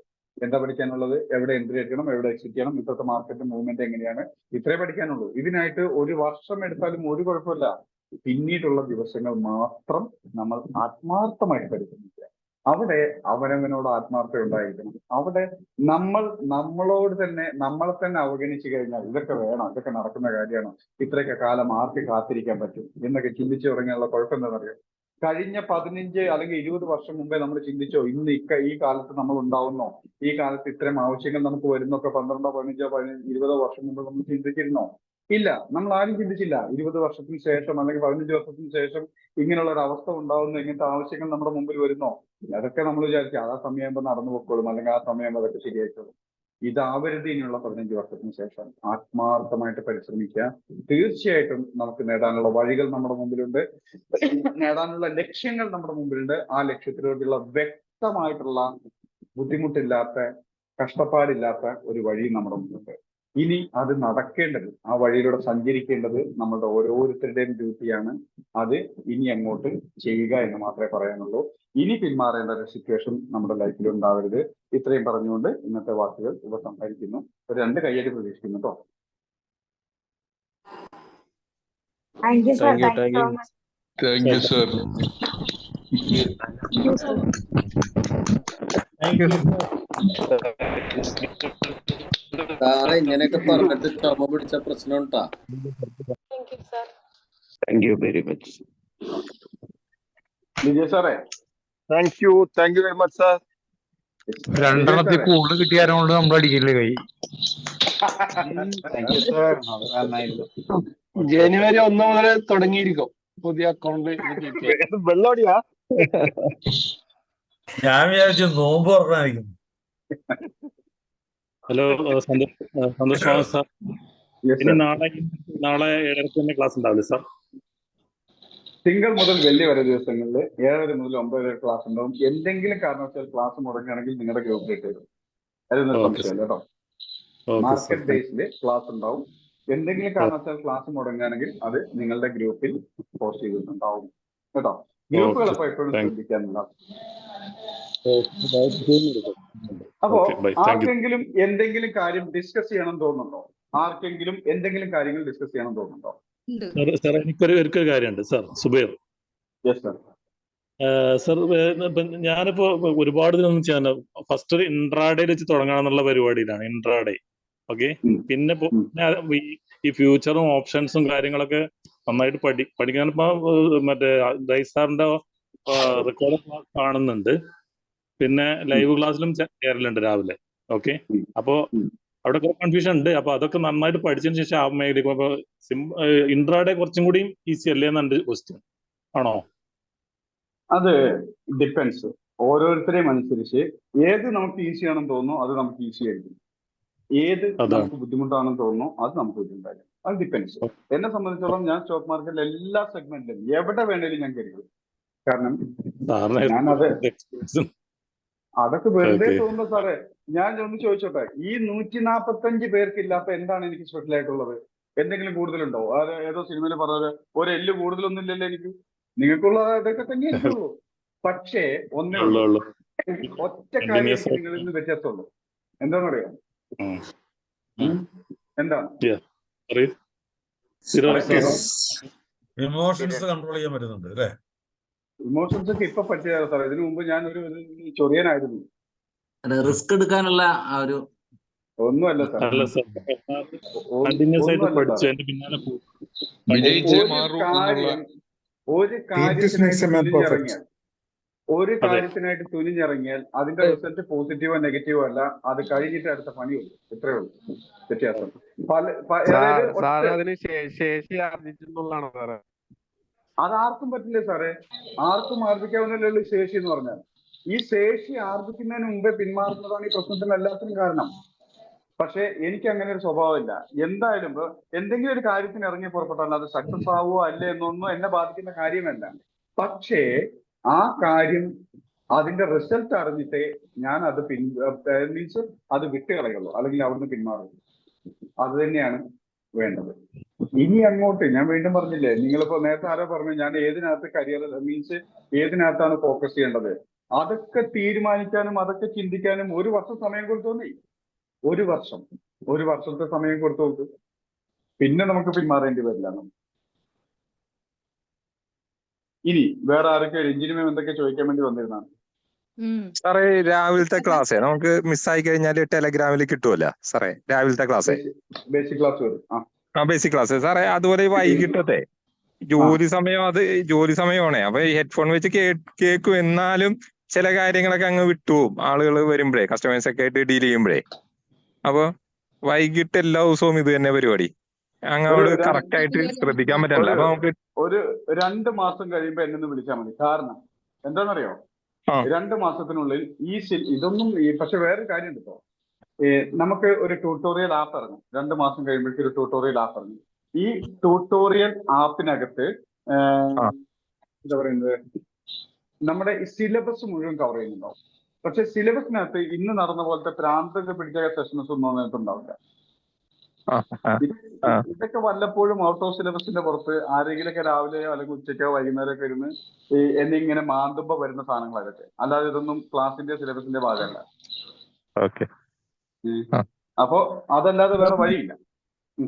പിന്നെ സാറേ ഈ റെക്കോർഡർ ക്ലാസ് കേൾക്കുമ്പോൾ ഒരു പ്രശ്നം അറിയോ, സംശയം ചോദിക്കരുത് കേട്ടോ. അത് മാത്യു സാർ നല്ല ഫോമിലാണല്ലോ രാവിലെ. ഒന്നുമില്ല സാറേ, നോക്കില്ല. റെക്കോർഡ് നമുക്ക് കിട്ടുമോ സാറേ? ഇല്ല സാറേ, ഒന്നുകൂടെ കേൾക്കാം സാറേ. റെക്കോർഡ് ഇല്ല, തീർത്ത് പറയാം. റെക്കോർഡിംഗ് ഞങ്ങൾ ഓഫർ ചെയ്തിരിക്കുന്ന ഒരു ഒറ്റ ഗ്രൂപ്പിന് മാത്രമേ റെക്കോർഡിംഗ് ഓഫർ ചെയ്തിട്ടുള്ളൂ. അവർക്ക് മാത്രമേ ഉള്ളൂ. അത് ആദ്യ കാലത്തുള്ള വാഗ്ദാനമാണ്. അതായത് മാസ്റ്റേഴ്സ് ക്ലബിലുള്ളവർക്ക് എല്ലാ ദിവസത്തെ ക്ലാസ്സിന്റെ റെക്കോർഡ് വീഡിയോ ഉണ്ടാവും എന്നുള്ളത് ആദ്യ കാലം കൊടുത്തിരിക്കുന്ന വാഗ്ദാനമാണ്. പിന്നെ പലപ്പോഴും അതിന് പിന്മാറാൻ ചിന്തിച്ചെങ്കിലും ആ വാഗ്ദാനം അങ്ങനെ തന്നെ നിലനിൽക്കട്ടെ എന്ന് ഓർത്തിട്ട് ആ ഒരൊറ്റ ഗ്രൂപ്പിലെ റെക്കോർഡിംഗ് കൊടുക്കാറുള്ളൂ. വേറെ എവിടെയും റെക്കോർഡിംഗ് കൊടുക്കില്ല. അതിന്റെ പേരിൽ ഞങ്ങള് മുന്നോട്ട് പോകും. ഏതാ ഞങ്ങളും മാസ്റ്റർ ക്ലബിൽ വരും. ഞാനൊരു സംശയം ചോദിച്ചോട്ടെ? പച്ചയ്ക്ക് പറയാം, ഇത് എക്സ്ക്യൂസാണ്. നിങ്ങൾ അത്രേ ഇതിനെ കാണുന്നുള്ളൂ. അതായത് മാസ്റ്റേഴ്സ് ക്ലബിനല്ലേ ഞാൻ പറഞ്ഞത്. സ്റ്റോക്ക് മാർക്കറ്റ് എന്ന മേഖലയെ നമ്മൾ പിന്നെ എന്ന് പറയുന്ന ഒരു സാധനം, സ്റ്റോക്ക് മാർക്കറ്റ് പോട്ടെ, നമുക്ക് ആവശ്യമെന്ന് തോന്നുന്ന സാധനം എല്ലാം നമ്മൾ പോസ്റ്റ്പോണ്ടിങ് ചെയ്ത് ശീലമേ ഉള്ളൂ. അതിൽ പല എക്സ്ക്യൂസുകളും പറയും, പൈസ ഇല്ലാഞ്ഞിട്ടാണ്, അതാണ് ഇതാണെന്നൊക്കെ പറയും. ഇത് ഒരിടത്ത് ഞാനും ഒരിക്കൽ അനുഭവിച്ചാണ്. കാരണം എന്തോ ഒരു ആവശ്യത്തിന് ഞാൻ മ്യൂട്ടാൾ കൊടുക്കാണ്, ഭയങ്കര ബഹളം, ആരൊക്കെയോ എന്തൊക്കെയോ തേങ്ങ ചിരണ്ടുന്ന സൗണ്ടൊക്കെ കേൾക്കുന്നുണ്ട്. ആരെയോ വീട്ടിലിരുന്ന് തേങ്ങ ചിരണ്ടാൻ ഏൽപ്പിച്ചിരിക്കുന്ന അതിനിടയ്ക്ക് ക്ലാസ് അറ്റൻഡ് ചെയ്യുന്നത്. എന്തായാലും അതൊരു നല്ല മനസ്സാണ്. അപ്പോ പറഞ്ഞു വന്നത് നമുക്ക് എന്തെങ്കിലും ഒരു സാധനം നേടണം എന്നുണ്ടെങ്കിൽ, ആത്മാർത്ഥമായിട്ടുള്ള ആവശ്യമുണ്ടെങ്കിൽ എന്ത് വില കൊടുത്തും അതിനായിട്ട് പരിശ്രമിക്കുക, അല്ലെങ്കിൽ അതിലേക്ക് ഇറങ്ങി പുറപ്പെടുക മാത്രമല്ല. ഉദാഹരണം എക്സാമ്പിൾ പറഞ്ഞുതരാം. എന്റെ മൂത്ത മോൻ ജനിക്കുന്ന സമയത്ത്, വൈഫ് പ്രഗ്നന്റ് ആയിരിക്കുന്ന സമയത്ത്, മൂത്ത മോൻ ജനിക്കുന്ന സമയത്ത് ഞാൻ മൂക്കറ്റം കടത്തിലിരിക്കുന്നു. ആ ഇരിക്കുന്ന സമയത്ത് പോലും എനിക്ക് വൈഫിനെ ഒരു ഗവൺമെന്റ് ഹോസ്പിറ്റലിൽ ഡെലിവറിക്ക് അഡ്മിറ്റ് ചെയ്യാനായിട്ട് എനിക്ക് മനസ്സ് വന്നില്ല. ഈ മനസ്സ് വരാതിരുന്ന സമയത്ത് ആ സമയത്ത് ഒരല്പം ചെറിയൊരു കോംപ്ലിക്കേഷൻസ് വൈഫിന് മോന്റെ ഡെലിവറിയിൽ ഉണ്ടായിരുന്നു. ആ കോംപ്ലിക്കേഷൻസ് ഉള്ള സമയത്ത് പോലും എന്റെ കയ്യിൽ സത്യം പറഞ്ഞിട്ടുണ്ടെങ്കിൽ വൈഫിനെ അഡ്മിറ്റ് ചെയ്യുന്നതിന് മുമ്പേ ഞാൻ ചുമ്മാ ജസ്റ്റ് അവിടെ ഹോസ്പിറ്റലിൽ നിന്ന് അന്വേഷിച്ചു. ഏകദേശം ഒരു എത്ര രൂപ ചെലവ് വരും വെച്ചു. അന്ന് എന്നോട് പറഞ്ഞു അന്ന് ഏകദേശം ഒരു 20,000 മുതൽ 30,000 രൂപ ചെലവഴിക്കണം. ഇപ്പൊ മോന് ഏകദേശം 9ാം ക്ലാസ്സിൽ പഠിക്കുന്നു. എത്ര വയസ്സും ചോദിച്ചാൽ എനിക്കറിയില്ല. അപ്പൊ 9ാം ക്ലാസ്സിൽ പഠിക്കുന്നു. ആ സമയത്ത് എന്നോട് പറഞ്ഞു ഏകദേശം ആ ഹോസ്പിറ്റലിൽ പറഞ്ഞു ഏകദേശം 20,000 രൂപ മുതൽ 30,000 രൂപ വരെ വന്നേക്കാന്ന് പറഞ്ഞു, എമൗണ്ട് വരും പറഞ്ഞു. അപ്പൊ ഞാൻ നോക്കിയപ്പോ എന്റെ കയ്യിലുള്ളത് 750 രൂപയാണ്. ആ സമയത്ത് എന്റെ കയ്യിലുള്ളത് 750 രൂപയാണ്. ഒന്ന് ചിന്തിച്ചു നോക്കുക, ഇത് മറ്റേതെങ്കിലും സാഹചര്യത്തിലാണെങ്കിൽ ഞാനത് പോസ്റ്റ്പോൺ ചെയ്യും. മറ്റേതെങ്കിലും സാഹചര്യത്തിലാണെങ്കിൽ ഞാനത് മാറ്റിവെക്കും. അപ്പൊ കാരണം എന്താ, എന്റെ കയ്യിൽ പൈസ ഇല്ല. 750 രൂപയുള്ളൂ. കാരണം ആ സമയത്ത് എനിക്ക് ആരുടെ മുന്നിലും കൈ നീട്ടാൻ സാധിക്കില്ല. കാരണം എനിക്ക് പരിചയമുള്ള എല്ലാവരും ഞാൻ കടം മേടിച്ചിരിക്കുകയാണ്. പിന്നെ എങ്ങനെ അവരോട് ഞാൻ കൈ നീട്ടുന്നത്? എനിക്ക് പരിചയമുള്ള ആരോട് ചോദിച്ചാലും ഒരു കുഞ്ഞ് പോലും ഒരു 100 രൂപ പോലും തരാത്ത സിറ്റുവേഷനാണ്. എന്നിട്ടും എന്തോ ഒരു വിശ്വാസത്തിൽ ഞാൻ ആ ഹോസ്പിറ്റലിൽ അഡ്മിറ്റ് ചെയ്തു. പക്ഷേ ഡെലിവറി കഴിഞ്ഞപ്പോൾ, വൈഫിന്റെ ഡെലിവറി കഴിഞ്ഞ് കൊച്ചിനെ ഹോസ്പിറ്റലിലേക്ക് പുറത്തിറക്കാൻ നേരത്ത് ആ ഹോസ്പിറ്റലിലെ കാര്യങ്ങൾ സ്മൂത്ത് ആയിട്ട് ഇറങ്ങി. അതിനുശേഷം എനിക്ക് ഏകദേശം എന്റെ കയ്യിൽ ഡെലിവറി കഴിഞ്ഞിട്ട് തിരിച്ച് വീട്ടിലേക്ക് എത്തപ്പോൾ എന്റെ കയ്യിൽ ഏകദേശം 8,000 രൂപയോളം ക്യാഷ് ഉണ്ടായിരുന്നു. ഇതെങ്ങനെ വന്നു? മറ്റേതെങ്കിലും സാഹചര്യത്തിലാണെങ്കിൽ ഞാനത് പോസ്റ്റ്പോൺ ചെയ്ത് മാറ്റിവെക്കും. കാരണം എന്താ, എന്റെ കയ്യിൽ പൈസ ഇല്ലാന്ന് എനിക്ക് തന്നെ മനസ്സിലായി, എനിക്ക് തോന്നുന്നു. പക്ഷേ ഈ സാഹചര്യത്തിൽ എനിക്കത് മാറ്റിവെക്കാൻ പറ്റില്ലാത്തതുകൊണ്ട് ഞാൻ എന്ത് ചെയ്യുന്നു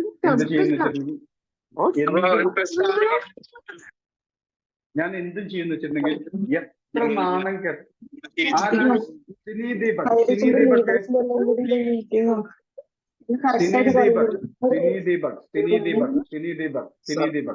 ഞാൻ 3ാമത്തെ പ്രാവശ്യമാണ് മൈക്ക് മ്യൂട്ട് ചെയ്യുന്നത്.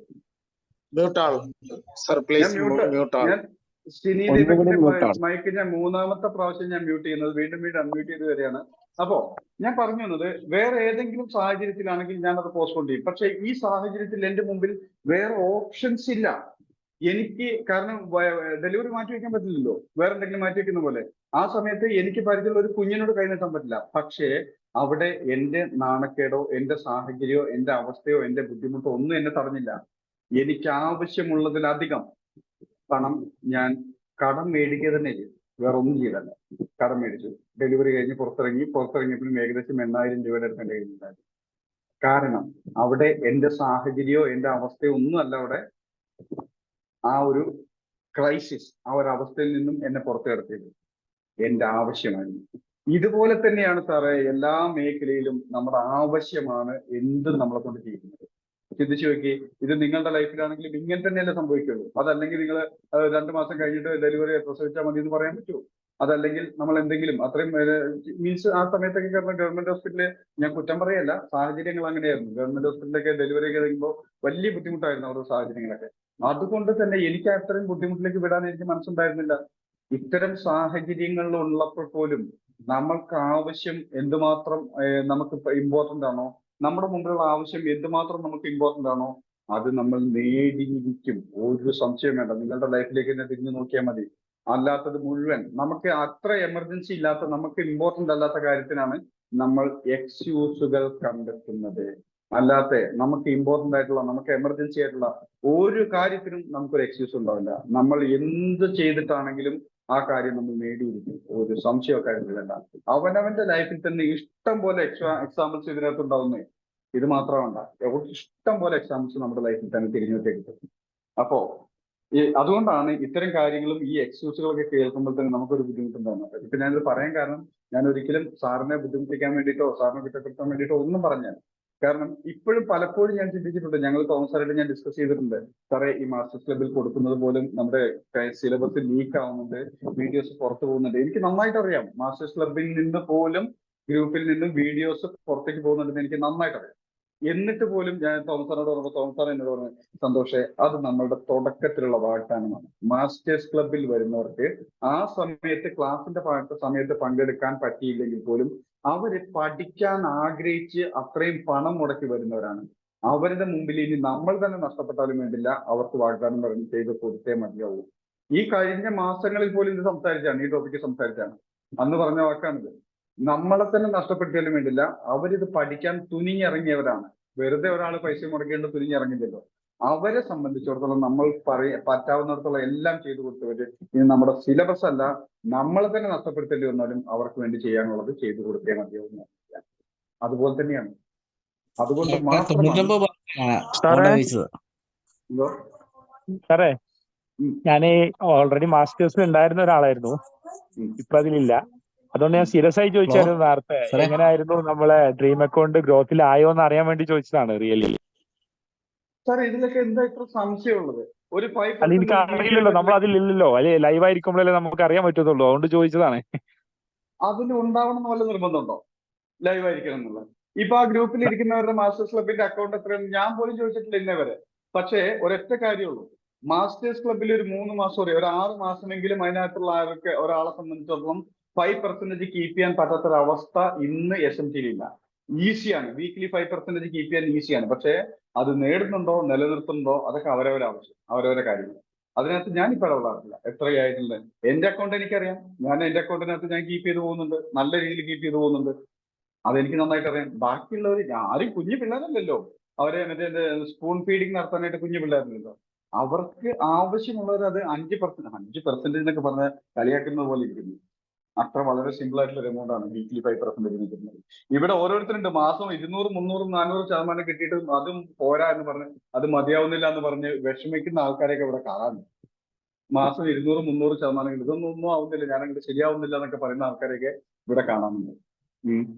എന്നിട്ടാണ് ഒരു വീക്കിലി 5%. ഞാൻ ആരെയും ഉദ്ദേശിച്ചല്ല, രവീന്ദ്രൻ സാർ പ്രത്യേകം പറയണ്ട, അങ്ങനെയുള്ള ആൾക്കാരൊക്കെ ഇപ്പൊ മൈക്ക് ഓൺ ആക്കി വരും.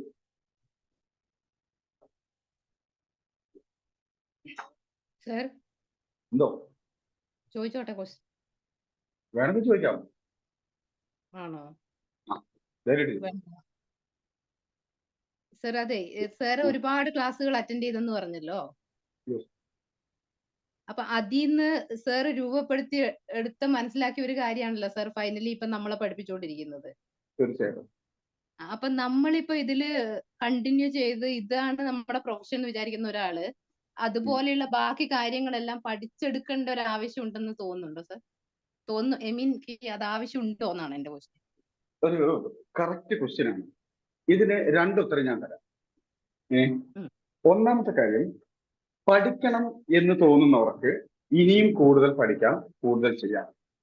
ഒന്നാമത്തെ ക്വസ്റ്റ്യൻ. അത് ഞാൻ പറയാനുള്ള കാരണം, അത് പറയാതെ ഞാൻ ഇനി പറയാൻ പോകുന്ന ഉത്തരം പറഞ്ഞിട്ട് കാര്യമില്ല. ഒന്നാമത്, ഇനിയും പഠിക്കണം, ഇനിയും മെത്തേഡുകൾ പഠിക്കണം എന്നുള്ളവർക്ക് പഠിക്കാം, ഫോളോ ചെയ്യാം, പോകാം. പക്ഷേ ഇന്ന് ഒരു പരിധി വരെ മാർക്കറ്റിൽ കിട്ടാവുന്ന എല്ലാ സ്ട്രാറ്റജികളും പരീക്ഷിച്ച് അതിൽ നിന്നും ഒഴിവാക്കുകയും വളരെ ചുരുങ്ങിയ സാധനങ്ങൾ മാത്രം എടുത്തിട്ടുള്ള ഇന്ന് ഏറ്റവും പവർഫുൾ ആയിട്ടുള്ള ഒരു കണ്ടന്റ് ആണ് നമ്മളുടെ സിസ്റ്റം. ഇനി പരീക്ഷിച്ച് സമയം കളയേണ്ടവർക്ക് പരീക്ഷിക്കാം, ആ സമയം കൂടെ ഇവിടെ സ്കിൽ ഡെവലപ്പ് ചെയ്യേണ്ടവർക്ക് വേറെ ഒന്നും തിരിഞ്ഞു നോക്കേണ്ടി വരില്ല. 4ാം നിലയിൽ നിന്ന് എടുത്തു ചാടിയാൽ കയ്യോ കാലോ ഒടിയുമെന്ന് നമുക്ക് എല്ലാവർക്കും അറിയാം. ഒരാൾ ചാടി നമ്മളെ കാണിച്ച് തന്നതാണ് എന്റെ കയ്യും കാലും ഒടിഞ്ഞിരിക്കുന്നു എന്ന് പറഞ്ഞു. ഇനിയും പരീക്ഷിക്കണോ? ഞാൻ എന്നെ ഉദാഹരണമായിട്ട് എടുത്തോട്ടോ. Thank you. ആ ഗാലക്സി J6 എന്ന ഉണ്ണികൃഷ്ണൻ സാറ് മൈക്കോൺ ആക്കിയിട്ട് എന്താ പറയാൻ വേണ്ടിയിട്ടാണ്?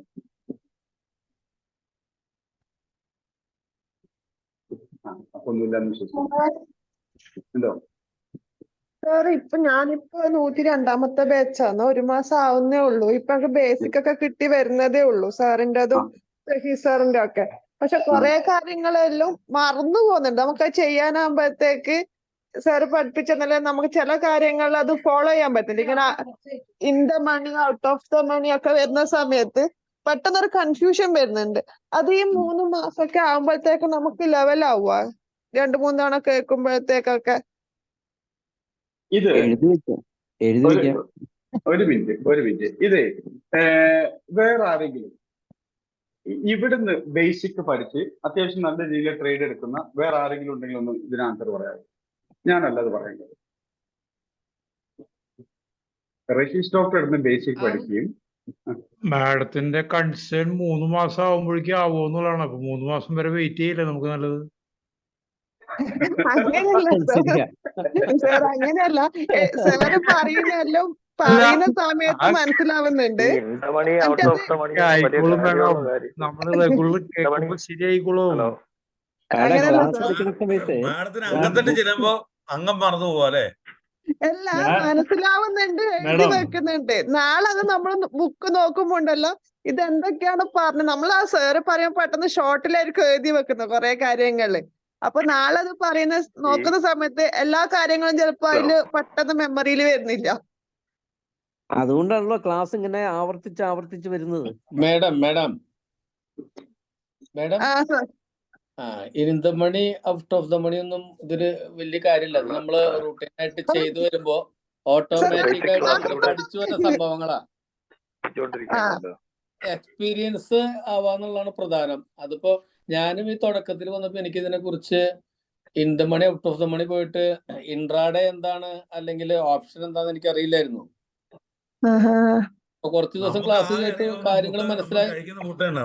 നമ്മളെ ട്രേഡ് കുറച്ച് ദിവസം എടുത്ത് തുടങ്ങി. അപ്പോ ആദ്യം നമുക്ക് കുറച്ചൊക്കെ മനസ്സിലായില്ല, അപ്പോഴും നമ്മൾ ചെറുതായിട്ടൊക്കെ ചെയ്യും. അങ്ങനെ കുറച്ച് ദിവസം ചെയ്ത് എക്സ്പീരിയൻസ് ആയി വരുമ്പോൾ ഇൻ ദ മണിയും ഔട്ട് ഓഫ് ദ മണിയൊക്കെ ഓട്ടോമാറ്റിക് ആയിട്ട് വന്നോളും. എന്തായാലും ഇതിന് നമുക്ക് കുറച്ച് സമയം എക്സ്പീരിയൻസിന് വേണ്ടി വരും. തിയറി മനസ്സിലാക്കിയിരുന്നാൽ മതി, കാണാണ്ട് പഠിക്കേണ്ട കാര്യമൊന്നുമില്ല. ഡ്രൈവിംഗ് പഠിക്കുന്ന പോലെ തന്നെ. അത് നമ്മൾ ചെയ്ത് തന്നെ ഒരു ശീലത്തിലേക്ക് എത്തുള്ളൂ. പിന്നെ ഞാൻ എന്റെ ഒരു അഭിപ്രായം പറയാം.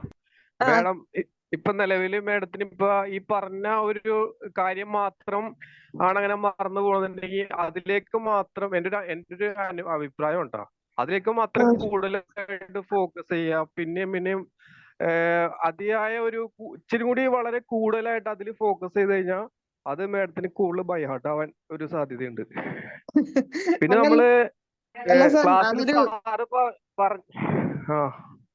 ഞാനൊരു എക്സാമ്പിൾ പറഞ്ഞു തന്നെ. സാറ് പറയുമ്പോൾ സംഭവം കറക്റ്റ് ആയിട്ട് മനസ്സിലാവുന്നുണ്ട്. രാവിലത്തെ ക്ലാസ്സും വൈകുന്നേരത്തെ ക്ലാസ് ഒക്കെ അറ്റൻഡ് ചെയ്യുമ്പോൾ മനസ്സിലാവുന്നുണ്ട്. പക്ഷെ നമ്മളിത് എടുത്ത് പ്രാക്ടീസ് ചെയ്യാത്തോണ്ടാണോന്ന് അറിയില്ല. ഞാൻ എടുക്കാൻ വേണ്ടിട്ടൊന്നും തുടങ്ങിയിട്ടില്ല, പ്രാക്ടീസ് ആയിട്ടില്ല.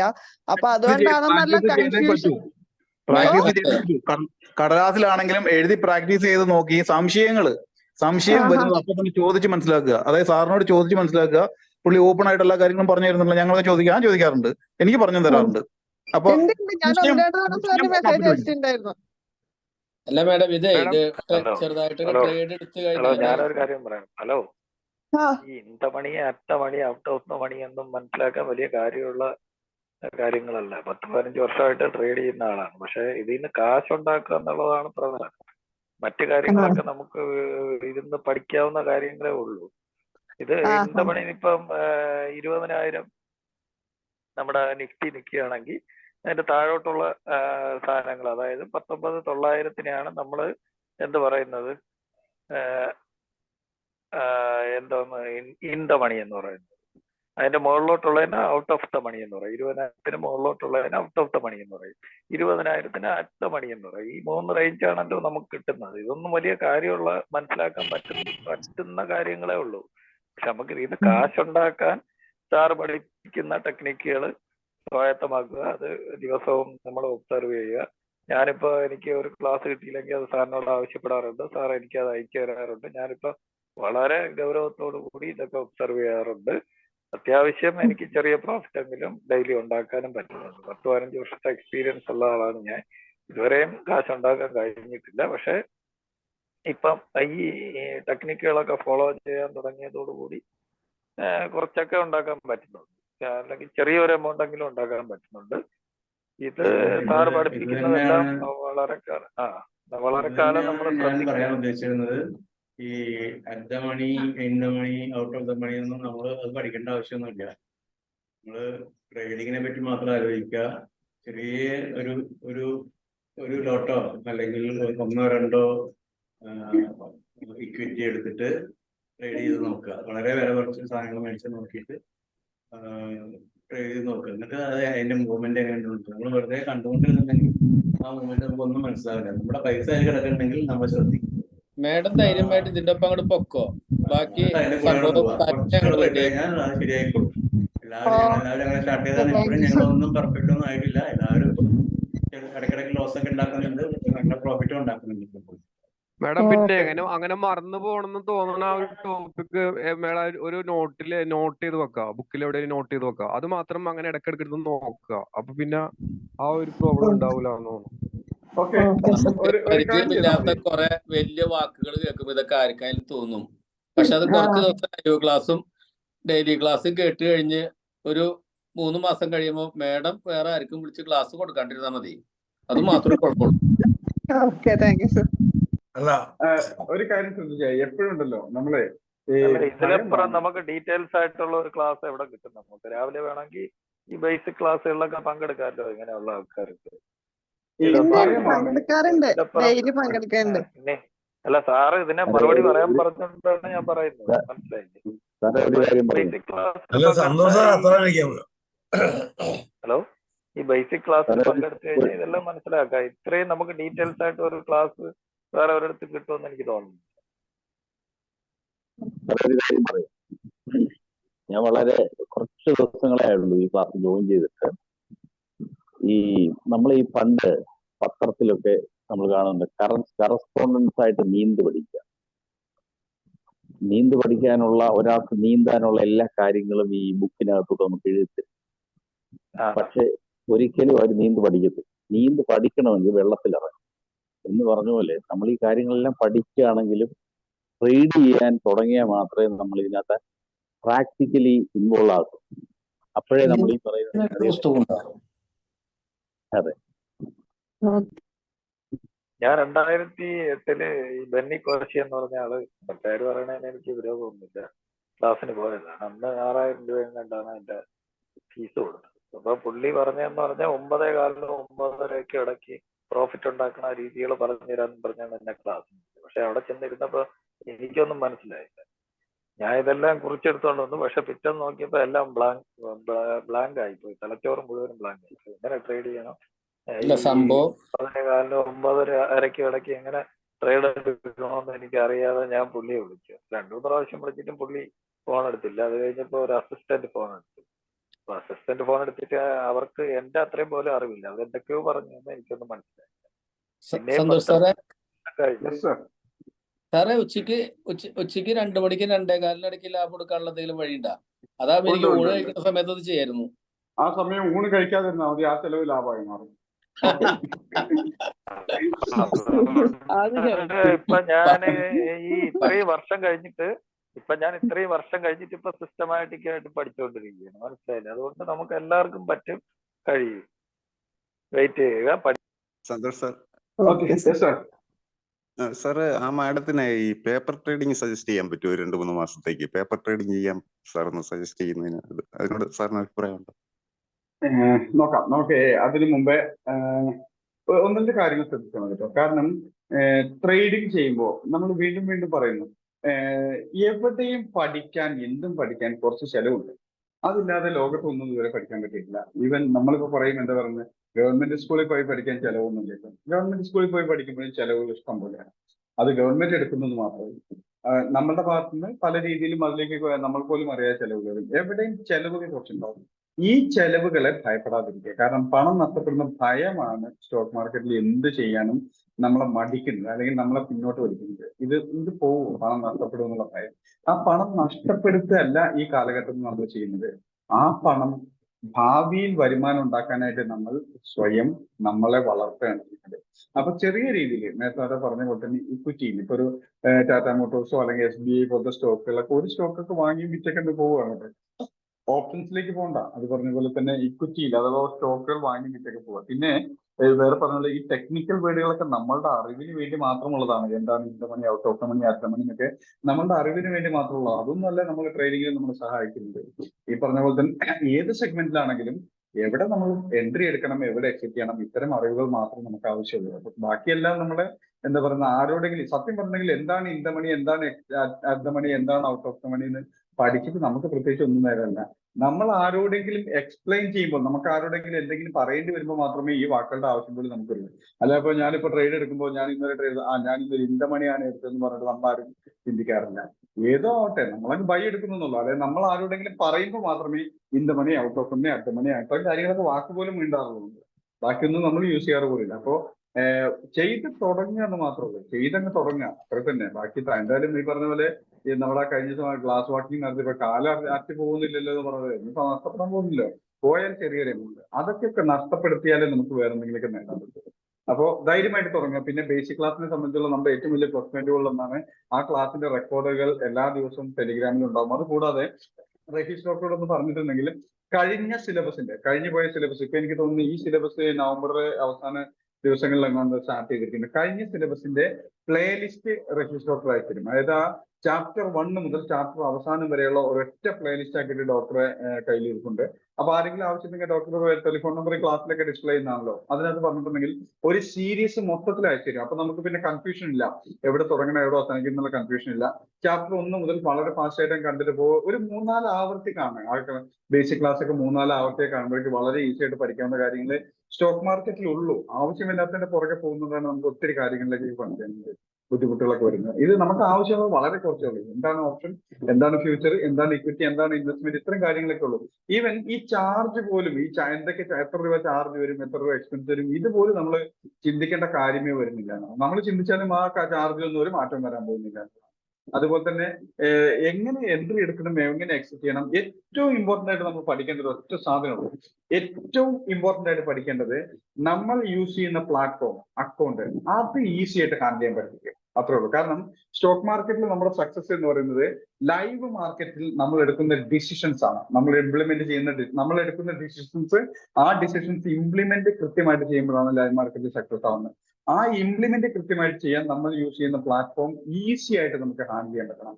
അതാണ് സ്റ്റോക്ക് മാർക്കറ്റിൽ ഏറ്റവും ഇമ്പോർട്ടന്റ് ആയിട്ട് പഠിക്കുന്നത്. നമ്മൾ യൂസ് ചെയ്യുന്ന പ്ലാറ്റ്ഫോം, അത് അക്കൗണ്ട്, അത് ജിയോജിത്ത് ആവട്ടെ, ഏഞ്ചൽ വൺ ആവട്ടെ, ആലിസ് ബ്ലൂ ആവട്ടെ, ഫെറോദ ആവട്ടെ, HDFC ആവട്ടെ, പൈപ്പേഴ്സ് ആവട്ടെ, അപ്സ്റ്റോക്ക് ആവട്ടെ, അതല്ലെങ്കിൽ ഗ്രോ ആപ്പ് ആവട്ടെ, ഏതുമാവട്ടെ, നമ്മൾ യൂസ് ചെയ്തുകൊണ്ടിരിക്കുന്ന പ്ലാറ്റ്ഫോം വളരെ ഈസി ആയിട്ട് ഹാൻഡിൽ ചെയ്യാൻ നമുക്ക് പറ്റണം. അത് മാത്രമേ നമ്മൾ കാര്യമായിട്ട് പഠിക്കേണ്ടതുള്ളൂ. ബാക്കിയെല്ലാം വളരെ സിമ്പിൾ ആയിട്ട് പഠിക്കേണ്ട കാര്യങ്ങളുണ്ട്. ബാക്കിയെല്ലാം വളരെ സിമ്പിൾ ആയിട്ട് പഠിക്കേണ്ട കാര്യമുള്ളൂ. അപ്പോ നമുക്ക് എന്തായാലും വളരെ നല്ലൊരു ഡിസ്കഷൻ ആയിരുന്നു. നല്ല ഡിസ്കഷൻ, നല്ല ആരോഗ്യകരമായി പോയി. ഒരു കാര്യം സംശയം ചോദിച്ചപ്പോൾ തന്നെ ഒത്തിരി പേര് അതിനുമായിട്ട് ആൻസർ ചെയ്യാൻ മുമ്പോട്ട് വന്നു. വളരെ സന്തോഷമുള്ള കാര്യം. ഇങ്ങനെ ഒരു വലിയ പരസ്പരം പല കാരണന്മാരൊക്കെ പറയുന്ന പോലെ കൊണ്ടും കൊടുത്തും വളരുന്ന ഒരു വലിയൊരു കമ്മ്യൂണിറ്റി ആയിട്ട് മാറട്ടെ എന്ന് ആഗ്രഹിക്കുന്നു. വലിയ രീതിയിൽ അങ്ങോട്ടും ഇങ്ങോട്ടും സപ്പോർട്ടീവായിട്ട് നിലനിൽക്കുന്ന ഒരു കമ്മ്യൂണിറ്റി ആയിട്ട് മാറട്ടെ എന്ന് ഓർക്കുന്നു. അതോടൊപ്പം ചെറിയൊരു പരാതിയും പരിഭവം കൂടെ ഉണ്ട്. അത് കുറച്ച് മാസ്റ്റേഴ്സ് ക്ലബിലുള്ള കുറച്ച് ആളുകൾ അത്യാവശ്യം നന്നായിട്ട് അറിയാവുന്ന, ട്രേഡിംഗ് അറിയാവുന്ന, കാര്യങ്ങളൊക്കെ അറിയാവുന്ന കുറച്ച് ആളുകൾ കുറച്ചു കാലമായിട്ട് വളരെ സൈലന്റ് ആയിട്ട് നിൽക്കുന്നു എന്നുള്ളത് ഒരല്പം ബുദ്ധിമുട്ടുണ്ടാക്കുന്നു. ബുദ്ധിമുട്ട് മീൻസ് ഒരു സങ്കടകരമായിട്ടുള്ള ഒരു അവസ്ഥയുണ്ട്. കാരണം ആളുകൾക്ക് നമ്മളുടെ കാഴ്ചപ്പാടുകൾ, നമ്മൾ ഒരിക്കലും മാസ്റ്റേഴ്സ് ക്ലബിലാണെങ്കിൽ നമ്മൾ എപ്പോഴും പറയാറുണ്ട്, റെക്കമെൻഡേഷൻസ് ആയിട്ടോ സജഷൻസ് ആയിട്ടോ ഒന്നും പറയണ്ട. ഒരു സ്റ്റോക്കിനെ പറ്റി, ഒരു ഇൻഡെക്സിനെ പറ്റിയുള്ള നമ്മുടെ അതൊരു ഈ പറഞ്ഞ പോലെ എണ്ണത്തിൽ കൂടുതലുള്ള ഡിസ്കഷൻ ആയിക്കോട്ടെ, കുഴപ്പമില്ല. പക്ഷെ ആ ഡിസ്കഷൻസ് എപ്പോഴും നടത്തിക്കൊണ്ടിരിക്കുക. അത് നമുക്കും മറ്റുള്ളവർക്കും ഇമ്പ്രൂവ് ചെയ്യാൻ എപ്പോഴും സഹായിക്കും.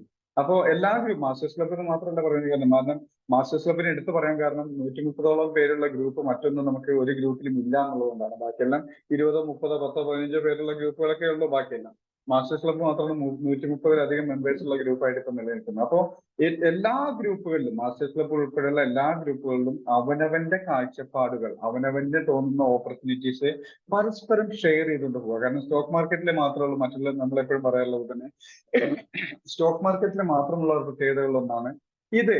നമുക്ക് അറിയാവുന്ന കാര്യങ്ങൾ, നമ്മുടെ കാഴ്ചപ്പാടുകൾ മറ്റൊരാൾക്ക് ഷെയർ ചെയ്തു അല്ലെങ്കിൽ ഗ്രൂപ്പിൽ ഷെയർ ചെയ്തു നോക്കിയിട്ട് നമുക്കൊന്നും നഷ്ടപ്പെടാൻ പോകുന്നില്ലല്ലോ. നമ്മൾ ട്രേഡ് എടുത്താലും ഇല്ലെങ്കിലും മറ്റൊരാൾക്ക് ആ ഒരു ഓപ്പർച്യൂണിറ്റി ഷെയർ ചെയ്തുകൊണ്ട് നമ്മുടെ നഷ്ടം അല്ലെങ്കിൽ നമ്മുടെ ലാഭം അവർക്ക് ഷെയർ ചെയ്യേണ്ട ആവശ്യകതയൊന്നും വരുന്നില്ല. അപ്പോൾ പരമാവധി നമ്മളുടെ കാഴ്ചപ്പാടുകൾ, മാർക്കറ്റിനെ പറ്റിയുള്ള, സ്റ്റോക്കുകളെ പറ്റിയുള്ള, ഇൻഡെക്സിനെ പറ്റിയുള്ള, മാർക്കറ്റിന്റെ മൂവ്മെന്റിനെ പറ്റിയുള്ള കാഴ്ചപ്പാടുകൾ പരമാവധി ഗ്രൂപ്പുകളിലൂടെ ഷെയർ ചെയ്യുക. അങ്ങനെ ഷെയർ ചെയ്യുമ്പോഴാണ് നമ്മൾ സ്വയം പഠിക്കാനും നമുക്ക് അറിയാവുന്ന കാര്യങ്ങൾ ഇംപ്ലിമെന്റ് ചെയ്യാനും മാറ്റങ്ങൾ വരുത്താനും നമ്മൾ തയ്യാറാവും. ധൈര്യമായിട്ട് അല്ലെങ്കിൽ തന്നെ ആക്റ്റീവായിട്ട് നിലനിൽക്കുക. മാർക്കറ്റിന് മുമ്പിലിരിക്കുമ്പോൾ മാക്സിമം നമുക്കറിയാവുന്ന സ്റ്റോക്കുകളാവട്ടെ, നമുക്കറിയാവുന്ന ഇൻഡെക്സുകളാവട്ടെ, നമ്മൾ ട്രേഡ് ചെയ്യുന്ന നമ്മുടെ മുമ്പിൽ വരുന്ന ഓപ്പർച്യൂണിറ്റി, നമ്മൾ കണ്ടെത്തുന്ന ഓപ്പർച്യൂണിറ്റി ആയിട്ട് പരമാവധി ഷെയർ ചെയ്തുകൊണ്ടിരിക്കുക. അങ്ങ് എന്താ പറയുന്നത്, നമ്മളുടെ കാഴ്ചപ്പാടുകളും നമ്മുടെ അറിവുകളും എല്ലാവരിലേക്കും എത്തട്ടെ. ആരും മാറി നിൽക്കേണ്ട ആവശ്യം പോലും ഇവിടെ ഇല്ലല്ലോ. എന്താണ് ഇവിടെ ഒരു അപരിചിതത്വമുള്ളത്? കുറച്ച് ദിവസമായിട്ട് എനിക്ക് ആൾക്ക് ബാങ്ക് നിഫ്റ്റി മാത്രമേ കാണാനുള്ളൂ. ബാങ്ക് നിഫ്റ്റി മാത്രമേ കാണാനുള്ളൂ. വേറെ കണ്ണിൽ പഠിക്കാനില്ല. സ്റ്റോക്ക് കുറേ സമയം നോക്കണേ ഇല്ല. അപ്പൊ പരമാവധി നിഫ്റ്റിയുടെ മൂവ്മെന്റ് ഒന്നും, നിഫ്റ്റി വളരെ സ്ലോ മൂവ്മെന്റ് ആയിരുന്നു. അതുകൊണ്ട് അതിപ്പൊന്നും കയറാൻ തോന്നുന്നില്ല. ബാങ്ക് നിഫ്റ്റി മാത്രം ഞാനിപ്പോ നോക്കും. Okay, very good. ഞാൻ പറഞ്ഞത് എല്ലാവരും കാണും. കാരണം ഏതൊക്കെയാണോ നമ്മളുടെ ഫേസ് ചെയ്യുന്നുണ്ടായിരുന്നു പറയട്ടെ. സാർ സാറേ, ട്രേഡ് ചെയ്യാൻ നേരം എനിക്ക് ഞാൻ അപ്സ്റ്റോക്സ് യൂസ് ചെയ്യുന്നത് ഒന്ന് ഹാങ് ആയിട്ടിരിക്കുകയായിരുന്നു. എല്ലാവർക്കും ഇതേപോലെ അനുഭവം ഉണ്ടോ? ചെയ്യാൻ പറ്റുമോ? അത് എല്ലാവർക്കും അനുഭവം ഉണ്ടോന്ന് വെച്ചിട്ടുണ്ടെങ്കിൽ അത് എനിക്കറിയില്ല. കാരണം വെച്ചിട്ടുണ്ടെങ്കിൽ അപ്സ്റ്റോക്ക് പൊതുവെ ഒരല്പം പലരും പരാതി പറയുന്ന ഒരു പ്ലാറ്റ്ഫോമാണ്. ഒരാൾക്ക് 3-4 അക്കൗണ്ടൊക്കെ യൂസ് ചെയ്യാലോ. അപ്പൊ വ്യത്യസ്തമായിട്ടുള്ള പ്ലാറ്റ്ഫോമിലൂടെ പല അക്കൗണ്ടുകൾ യൂസ് ചെയ്യാലോ. ഒരു സുഖമില്ലാത്ത പ്ലാറ്റ്ഫോം സാറേ അപ്സ്റ്റോക്സ്. ഒരു സുഖമില്ലെന്നേ. അതായത് നമുക്ക് ഒരു ട്രേഡ് ചെയ്യാൻ പറ്റിയ ബുദ്ധിമുട്ടുള്ള ഒരു പ്ലാറ്റ്ഫോം. ഡോക്ടറെ വിളിക്കൂ, ഏഞ്ചൽ വണ്ണിൽ ചേരൂ. ഏഞ്ചൽ വണ്ണിലാണ്. ഏഞ്ചൽ വണ്ണാണ് സാറേ ഏറ്റവും സുഖം. ഞാൻ എനിക്ക് സുഖമായിട്ട് തോന്നുന്നതാ.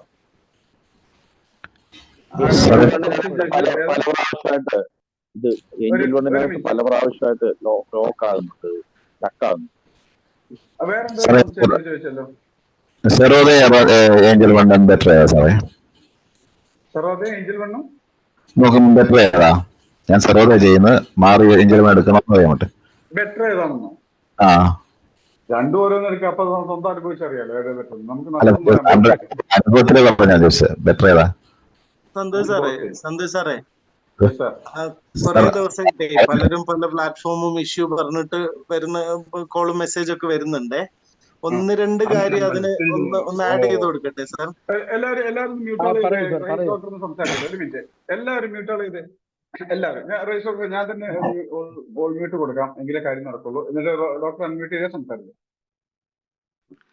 സാർ ഇതില്ലേ ഒരു പ്രധാനപ്പെട്ട കാര്യം എന്താന്ന് വെച്ചാല്, നമ്മൾ ട്രേഡ് ചെയ്യുന്ന പ്ലാറ്റ്ഫോം എന്ന് പറയുന്നത് അത്യാവശ്യം ഹെവി ആയിട്ടുള്ള പ്ലാറ്റ്ഫോം ആണ്. ഏത് ബ്രോക്കറിൻ്റെതാണെങ്കിലും tick by tick data update ചെയ്യുന്ന പ്ലാറ്റ്ഫോമുകളാണ് എല്ലാം. കാരണം ഓരോ സെക്കൻഡിലും ഇങ്ങനെ വാല്യൂ മാറിക്കൊണ്ടിരിക്കണം. അത്യാവശ്യം ഡാറ്റയും നമ്മളുടെ ഫോണിന്റെ കപ്പാസിറ്റിയും യൂസ് ചെയ്യുന്നുണ്ട് ഒരുവിധ എല്ലാ ട്രേഡിംഗ് ആപ്ലിക്കേഷൻസും.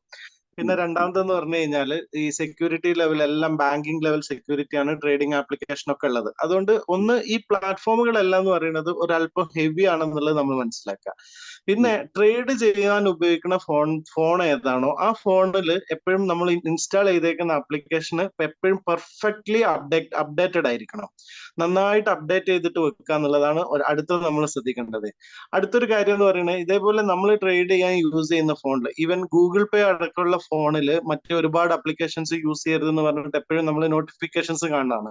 ഇതേപോലെ നമ്മൾ ട്രേഡ് ചെയ്യാൻ ഉപയോഗിക്കുന്ന ഫോണിന്റെ അകത്ത് ഏറ്റവും മിനിമം നിങ്ങൾക്ക് അത്രയും അത്യാവശ്യമുള്ള ആപ്ലിക്കേഷൻസ് മാത്രം കീപ്പ് ചെയ്യാൻ വേണ്ടിയിട്ട് നോക്കുക. നമ്മളുടെ പൊതുവേ ഉള്ള ഒരു സ്വഭാവം എന്താന്ന് വെച്ച് കഴിഞ്ഞാൽ, എന്തെങ്കിലും ഒരാവശ്യത്തിന് മാത്രം യൂസ് ചെയ്യുന്ന ഒരു ആപ്ലിക്കേഷൻ ആണെങ്കിൽ പോലും ആ ഒരു ആപ്ലിക്കേഷന് അവിടെ ഇട്ടേക്കും. നമ്മൾ പിന്നെ യൂസ് ചെയ്യുന്നില്ലെങ്കിൽ അവിടെ ഇട്ടേക്കും. ഇതൊക്കെ നമ്മളുടെ ഫോണിന്റെ മെമ്മറിന്റെ അകത്ത് ക്ലോക്സ് ഉണ്ടാക്കും. അല്ലെങ്കിൽ മെമ്മറി എപ്പോഴും ഇങ്ങനെ ഫിൽഡ് ആയിട്ട് കിടക്കുന്ന ഒരു പ്രശ്നം ഉണ്ടാകാറുണ്ട്.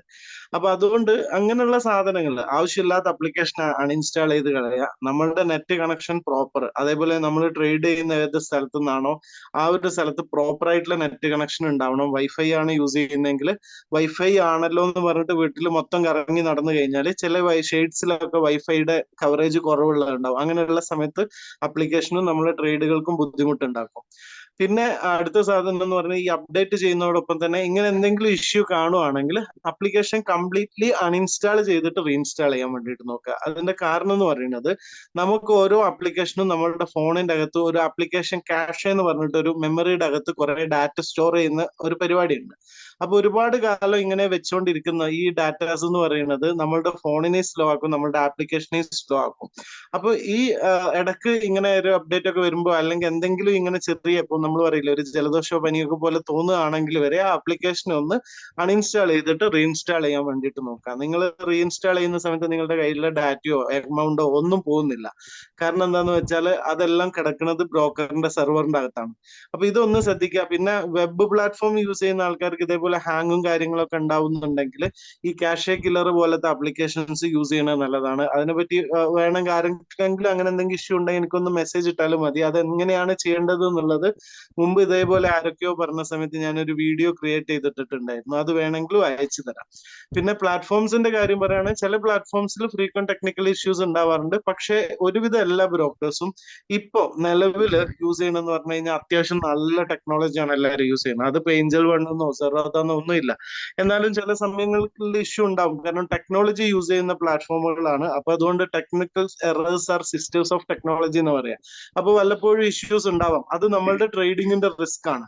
ഇപ്പം വണ്ടി ഓടിക്കുന്ന ഒരു ഡ്രൈവർ ആണ് ഒരാളുടെ പ്രൊഫഷൻ എങ്കിൽ ആ പ്രൊഫഷന്റെ റിസ്ക് എന്ന് പറയുന്നത് വണ്ടി ചിലപ്പോൾ പോകുമ്പോൾ അവിടെയും ഇവിടെയും സ്ക്രാച്ച് ഒക്കെ വരാം. ഇതേപോലുള്ള സാധനങ്ങൾ ഏത് പ്ലാറ്റ്ഫോമിലും സംഭവിക്കാം. എന്നാലും മാക്സിമം കംഫർട്ടബിൾ ആയിട്ട് ഈസി ആയിട്ടുള്ള പ്ലാറ്റ്ഫോം നമ്മൾ ചൂസ് ചെയ്യുക. അതിൽ നമ്മളുടെ കംഫർട്ടാണ് ഏറ്റവും പ്രധാനം. പിന്നെ ഇപ്പൊ ഞാനൊക്കെ ആണെങ്കിൽ ഇങ്ങനെ പറയുകയാണെങ്കിൽ ഏഞ്ചൽ വൺ എടുത്തോളൂ എന്നൊക്കെ നിങ്ങളോട് ഇങ്ങനെ പറയും. അത് നിങ്ങൾക്ക് കംഫർട്ട് ആണെങ്കിൽ ഇടയ്ക്ക് മാർക്കറ്റിംഗ് കയറ്റിയാണേ സന്തോഷ് സാറേ ഇടയ്ക്ക്. അപ്പോ ഏഞ്ചൽ വൺ എടുത്തോളൂ എന്നൊക്കെ പറയും. പക്ഷെ അത് നിങ്ങൾക്ക് കംഫർട്ടബിൾ ആണെങ്കിൽ അത് നിങ്ങളുടെ ഡേറ്റ ട്രേഡിങ്ങിന് യൂസ് ചെയ്യാവുള്ളൂ. ഒരുപാട് ഫീച്ചേഴ്സ് എല്ലാ മൊബൈൽ പ്ലാറ്റ്ഫോമിലും സിമ്പിൾ ആയി ട്രേഡ് ചെയ്യാനുള്ളത് ഉണ്ടാവും. അതൊക്കെ ശ്രദ്ധിച്ചിട്ട് ചെയ്യാന്നുള്ളത്. പക്ഷെ ഏറ്റവും പ്രധാനം നമ്മളുടെ ഫോൺ ക്ലീൻ ആയിരിക്കണം എപ്പോഴും. ആവശ്യമില്ലാത്ത സാധനങ്ങൾ, പിന്നെ അതേപോലെ ഈ മെസ്സേജ് വഴിയും വാട്സപ്പ് ഒക്കെ വഴി വരുന്ന ലിങ്കും ഈവൻ ഒരു PDF പോലും ഓപ്പൺ ചെയ്യുന്നത് നിങ്ങൾക്ക് പരിചയമില്ലാത്ത സോഴ്സിൽ നിന്നാണെങ്കിൽ അതൊക്കെ ഒഴിവാക്കണം. കാരണം പലപ്പോഴും മാൽവേഴ്സ് ഒക്കെ നമ്മൾ അറിയുക പോലും ചെയ്യാതെ മാൽവേഴ്സ് ഇൻസ്റ്റാൾ ചെയ്യാനുള്ള സംവിധാനങ്ങളുണ്ട് നമ്മളുടെ ഫോണിന്റെ അകത്തേക്ക്. ഈവൻ നമ്മളുടെ ഡാറ്റാസും നമ്മളുടെ ലൈവായിട്ട് നമ്മളുടെ ഇമേജസ് വരെ എടുത്തുകൊണ്ടാൻ പറ്റുന്ന സോഫ്റ്റ്വെയർസ് ഉണ്ട്. അതൊന്നും ഇൻസ്റ്റാൾ ചെയ്യുന്നത് നമ്മൾ അറിയുക പോലും ചെയ്യില്ല. അപ്പോൾ ട്രേഡ് ചെയ്യാൻ ഉപയോഗിക്കുന്ന സാധനങ്ങളുടെ അകത്തുനിന്ന് ഇങ്ങനത്തെ സാധനങ്ങളൊക്കെ കഴിയുന്നതും ഒഴിവാക്കുക എന്നുള്ളതാണ് നമ്മൾ ശ്രദ്ധിക്കേണ്ടത്. ഇത് ഏത് പ്ലാറ്റ്ഫോം ആണെങ്കിലും ഇത് ബാധകമാണ്. അത് ഇന്ന പ്ലാറ്റ്ഫോം എന്നുള്ള കാര്യമൊന്നുമില്ല. എല്ലാ പ്ലാറ്റ്ഫോം ആണെങ്കിലും ബാധകമാണ്. നമ്മൾ ട്രേഡ് ചെയ്യുക എന്ന് പറയുന്നത് നമ്മളൊരു എന്റർടൈൻമെന്റിന് വന്നതല്ല. ഇത് നമ്മൾ പ്രൊഫഷണൽ ആയിട്ട് ട്രേഡ് ചെയ്യാൻ വേണ്ടിയിട്ട് വന്ന ആൾക്കാരാണ്. സോ നമ്മൾ യൂസ് ചെയ്യുന്ന ഫോൺ ആണെങ്കിലും നമ്മൾ ഉപയോഗിക്കുന്ന നെറ്റ് കണക്ഷൻ ആണെങ്കിലും എല്ലാം ഒരു പ്രൊഫഷണൽ ആയിട്ട് നമ്മൾ അതിനെ സമീപിക്കാൻ വേണ്ടിയിട്ട് ശ്രമിക്കുക. അല്ലാതെ ജസ്റ്റ് വാട്സപ്പ് നോക്കാനും ഫേസ്ബുക്ക് നോക്കാനും യൂസ് ചെയ്യുന്ന പോലെ ഒരിക്കലും ട്രേഡിങ്ങിനുള്ള ആപ്ലിക്കേഷനും ട്രേഡിങ്ങിനുള്ള സിസ്റ്റവും ട്രേഡിങ്ങിനുള്ള ഇന്റർനെറ്റും നമ്മൾ ആ ഒരു രീതിയിൽ കൈകാര്യം ചെയ്ത് വി ആർ പ്രൊഫഷണൽ. സോ ആ ഒരു പ്രൊഫഷണൽ മൈൻഡ് സെറ്റിൽ തന്നെ ഈ ഒരു സാധനങ്ങളെ നമ്മൾ സമീപിക്കാൻ നോക്കുക. അപ്പൊ തന്നെ നമ്മളുടെ പ്രശ്നങ്ങൾ ഒരു 70% 80% സോൾവ് ആവും. ബാക്കി 10% നമ്മളുടെ കയ്യിൽ ഇല്ലാത്ത എററാണ്. 10% നമ്മൾ അജ്ഞത വരുന്ന അതും നമുക്ക് ചിലപ്പം എന്താ പറയാ പരിഹരിക്കാൻ പറ്റിയെന്ന് വരില്ല. ബാക്കിയുള്ള പ്രശ്നങ്ങളൊക്കെ ഈ രീതിയിൽ നമുക്ക് സോൾവ് ചെയ്യാം. ഓക്കെ, അത്രേ ഉള്ളൂ സാർ. Thank you doctor. ഒരു 2 മിനിറ്റ് കൊണ്ട് അല്ലെങ്കിൽ 5 മിനിറ്റ് കൊണ്ട് പരമാവധി കാര്യങ്ങൾ ഡോക്ടർ ഷെയർ ചെയ്ത് കഴിഞ്ഞു. വളരെ വളരെ സന്തോഷം. അതിനോടൊപ്പം തന്നെ ആദ്യ വാക്കുകൾ തന്നെ എന്റെ കണ്ണ് തുറപ്പിക്കുക മാത്രമല്ല, ഞാൻ ഡോക്ടറുടെ ബാക്കി ഭാഗ സംവാദത്തിനിടയ്ക്ക് ഞാൻ ചെയ്തുകൊണ്ടിരുന്ന മറ്റൊരു ജോലി കൂടെ ഉണ്ടായിരുന്നു. കാരണം ഞാൻ കണ്ടിട്ടോ കേട്ടിട്ടോ അല്ലെങ്കിൽ ഉപയോഗിക്കാത്ത കുറെ ആപ്പുകൾ എന്റെ മൊബൈലിലേക്ക് കിടപ്പുണ്ടായിരുന്നു. ഈ സംസാരം ചെയ്യുന്നതിന് മുമ്പ് ഏകദേശം 14 ആപ്പാണ് ഞാൻ എന്റെ ഫോണിൽ ഇപ്പൊ ഡിലീറ്റ് ചെയ്തത്, അൺഇൻസ്റ്റാൾ ചെയ്തത്.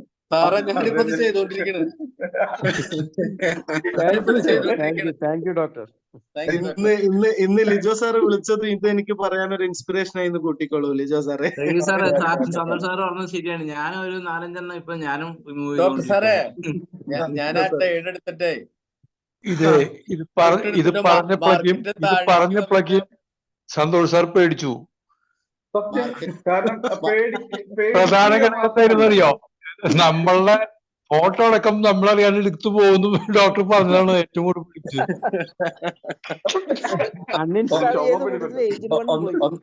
ഒന്നാമത് സന്തോഷ് സാറിന് ക്യാമറയുടെ മുന്നിൽ വന്നത് ഇഷ്ടമല്ല. അതിനിടയ്ക്കാണ് ഇനി രഹസ്യത്തിലുള്ള ഫോട്ടോ. അതിന് വേറെ ഫോണാണ്, ഈ ഫോൺ ഉപയോഗിക്കാറില്ല. രഹസ്യത്തിലുള്ള ഫോട്ടോ. ഓക്കെ, അപ്പോഴേ ഞാൻ അവരോട് ഫോട്ടോ എടുക്കാൻ പറഞ്ഞിട്ട് അവർ എടുക്കണില്ല എന്റെ ഫോട്ടോ. ഓക്കെ, പറഞ്ഞു വന്നത് വളരെ വളരെ വളരെ ഇൻഫോർമേറ്റീവ് ആയിട്ടുള്ള ഒരു സെഷൻ ആയിരുന്നു ഡോക്ടർ. 2 മിനിറ്റുകൾ എന്താ പറയുന്നത്, ഈ മറ്റേ ചില സിനിമകളിലൊക്കെ വല്ല കാമിയോ റോളുകളൊക്കെ വന്നു പോകുന്നില്ല, അതിഥി വേഷങ്ങളൊക്കെ വന്നു പോകുന്ന ഒരു അവസ്ഥയായിപ്പോയി. എന്തായാലും വളരെ സൂപ്പർ ആയിട്ടുള്ള ഒരു സെഷൻ ആയിരുന്നു. ഞാൻ ഇത്രയും നേരം പറഞ്ഞത് മുഴുവൻ വെള്ളത്തിൽ വരച്ചൊരു വര പോലെ ഒരു നിമിഷം കൊണ്ട് ഡോക്ടർ ആക്കി കളഞ്ഞു. അത് വളരെ സന്തോഷമുള്ള കാര്യം. ഓക്കെ, അപ്പോ ഓക്കെ സാർ, അപ്പൊ ഗുഡ് നൈറ്റ്. രാവിലെ കാണാം. രാവിലെ കാണണം, ഇന്ന് കണ്ടില്ല. രാവിലെ കാണാം. Okay sir. സാറേ ചില സിനിമയില് മറ്റേ ഗസ്റ്റ് റോള് മമ്മൂട്ടിയൊക്കെ വന്നു പോണ പോലെ ഒന്ന് വന്നു പോയില്ലേ റൈസ് സാറ്? സാറേ അത് തന്നെ വളരെ സന്തോഷം.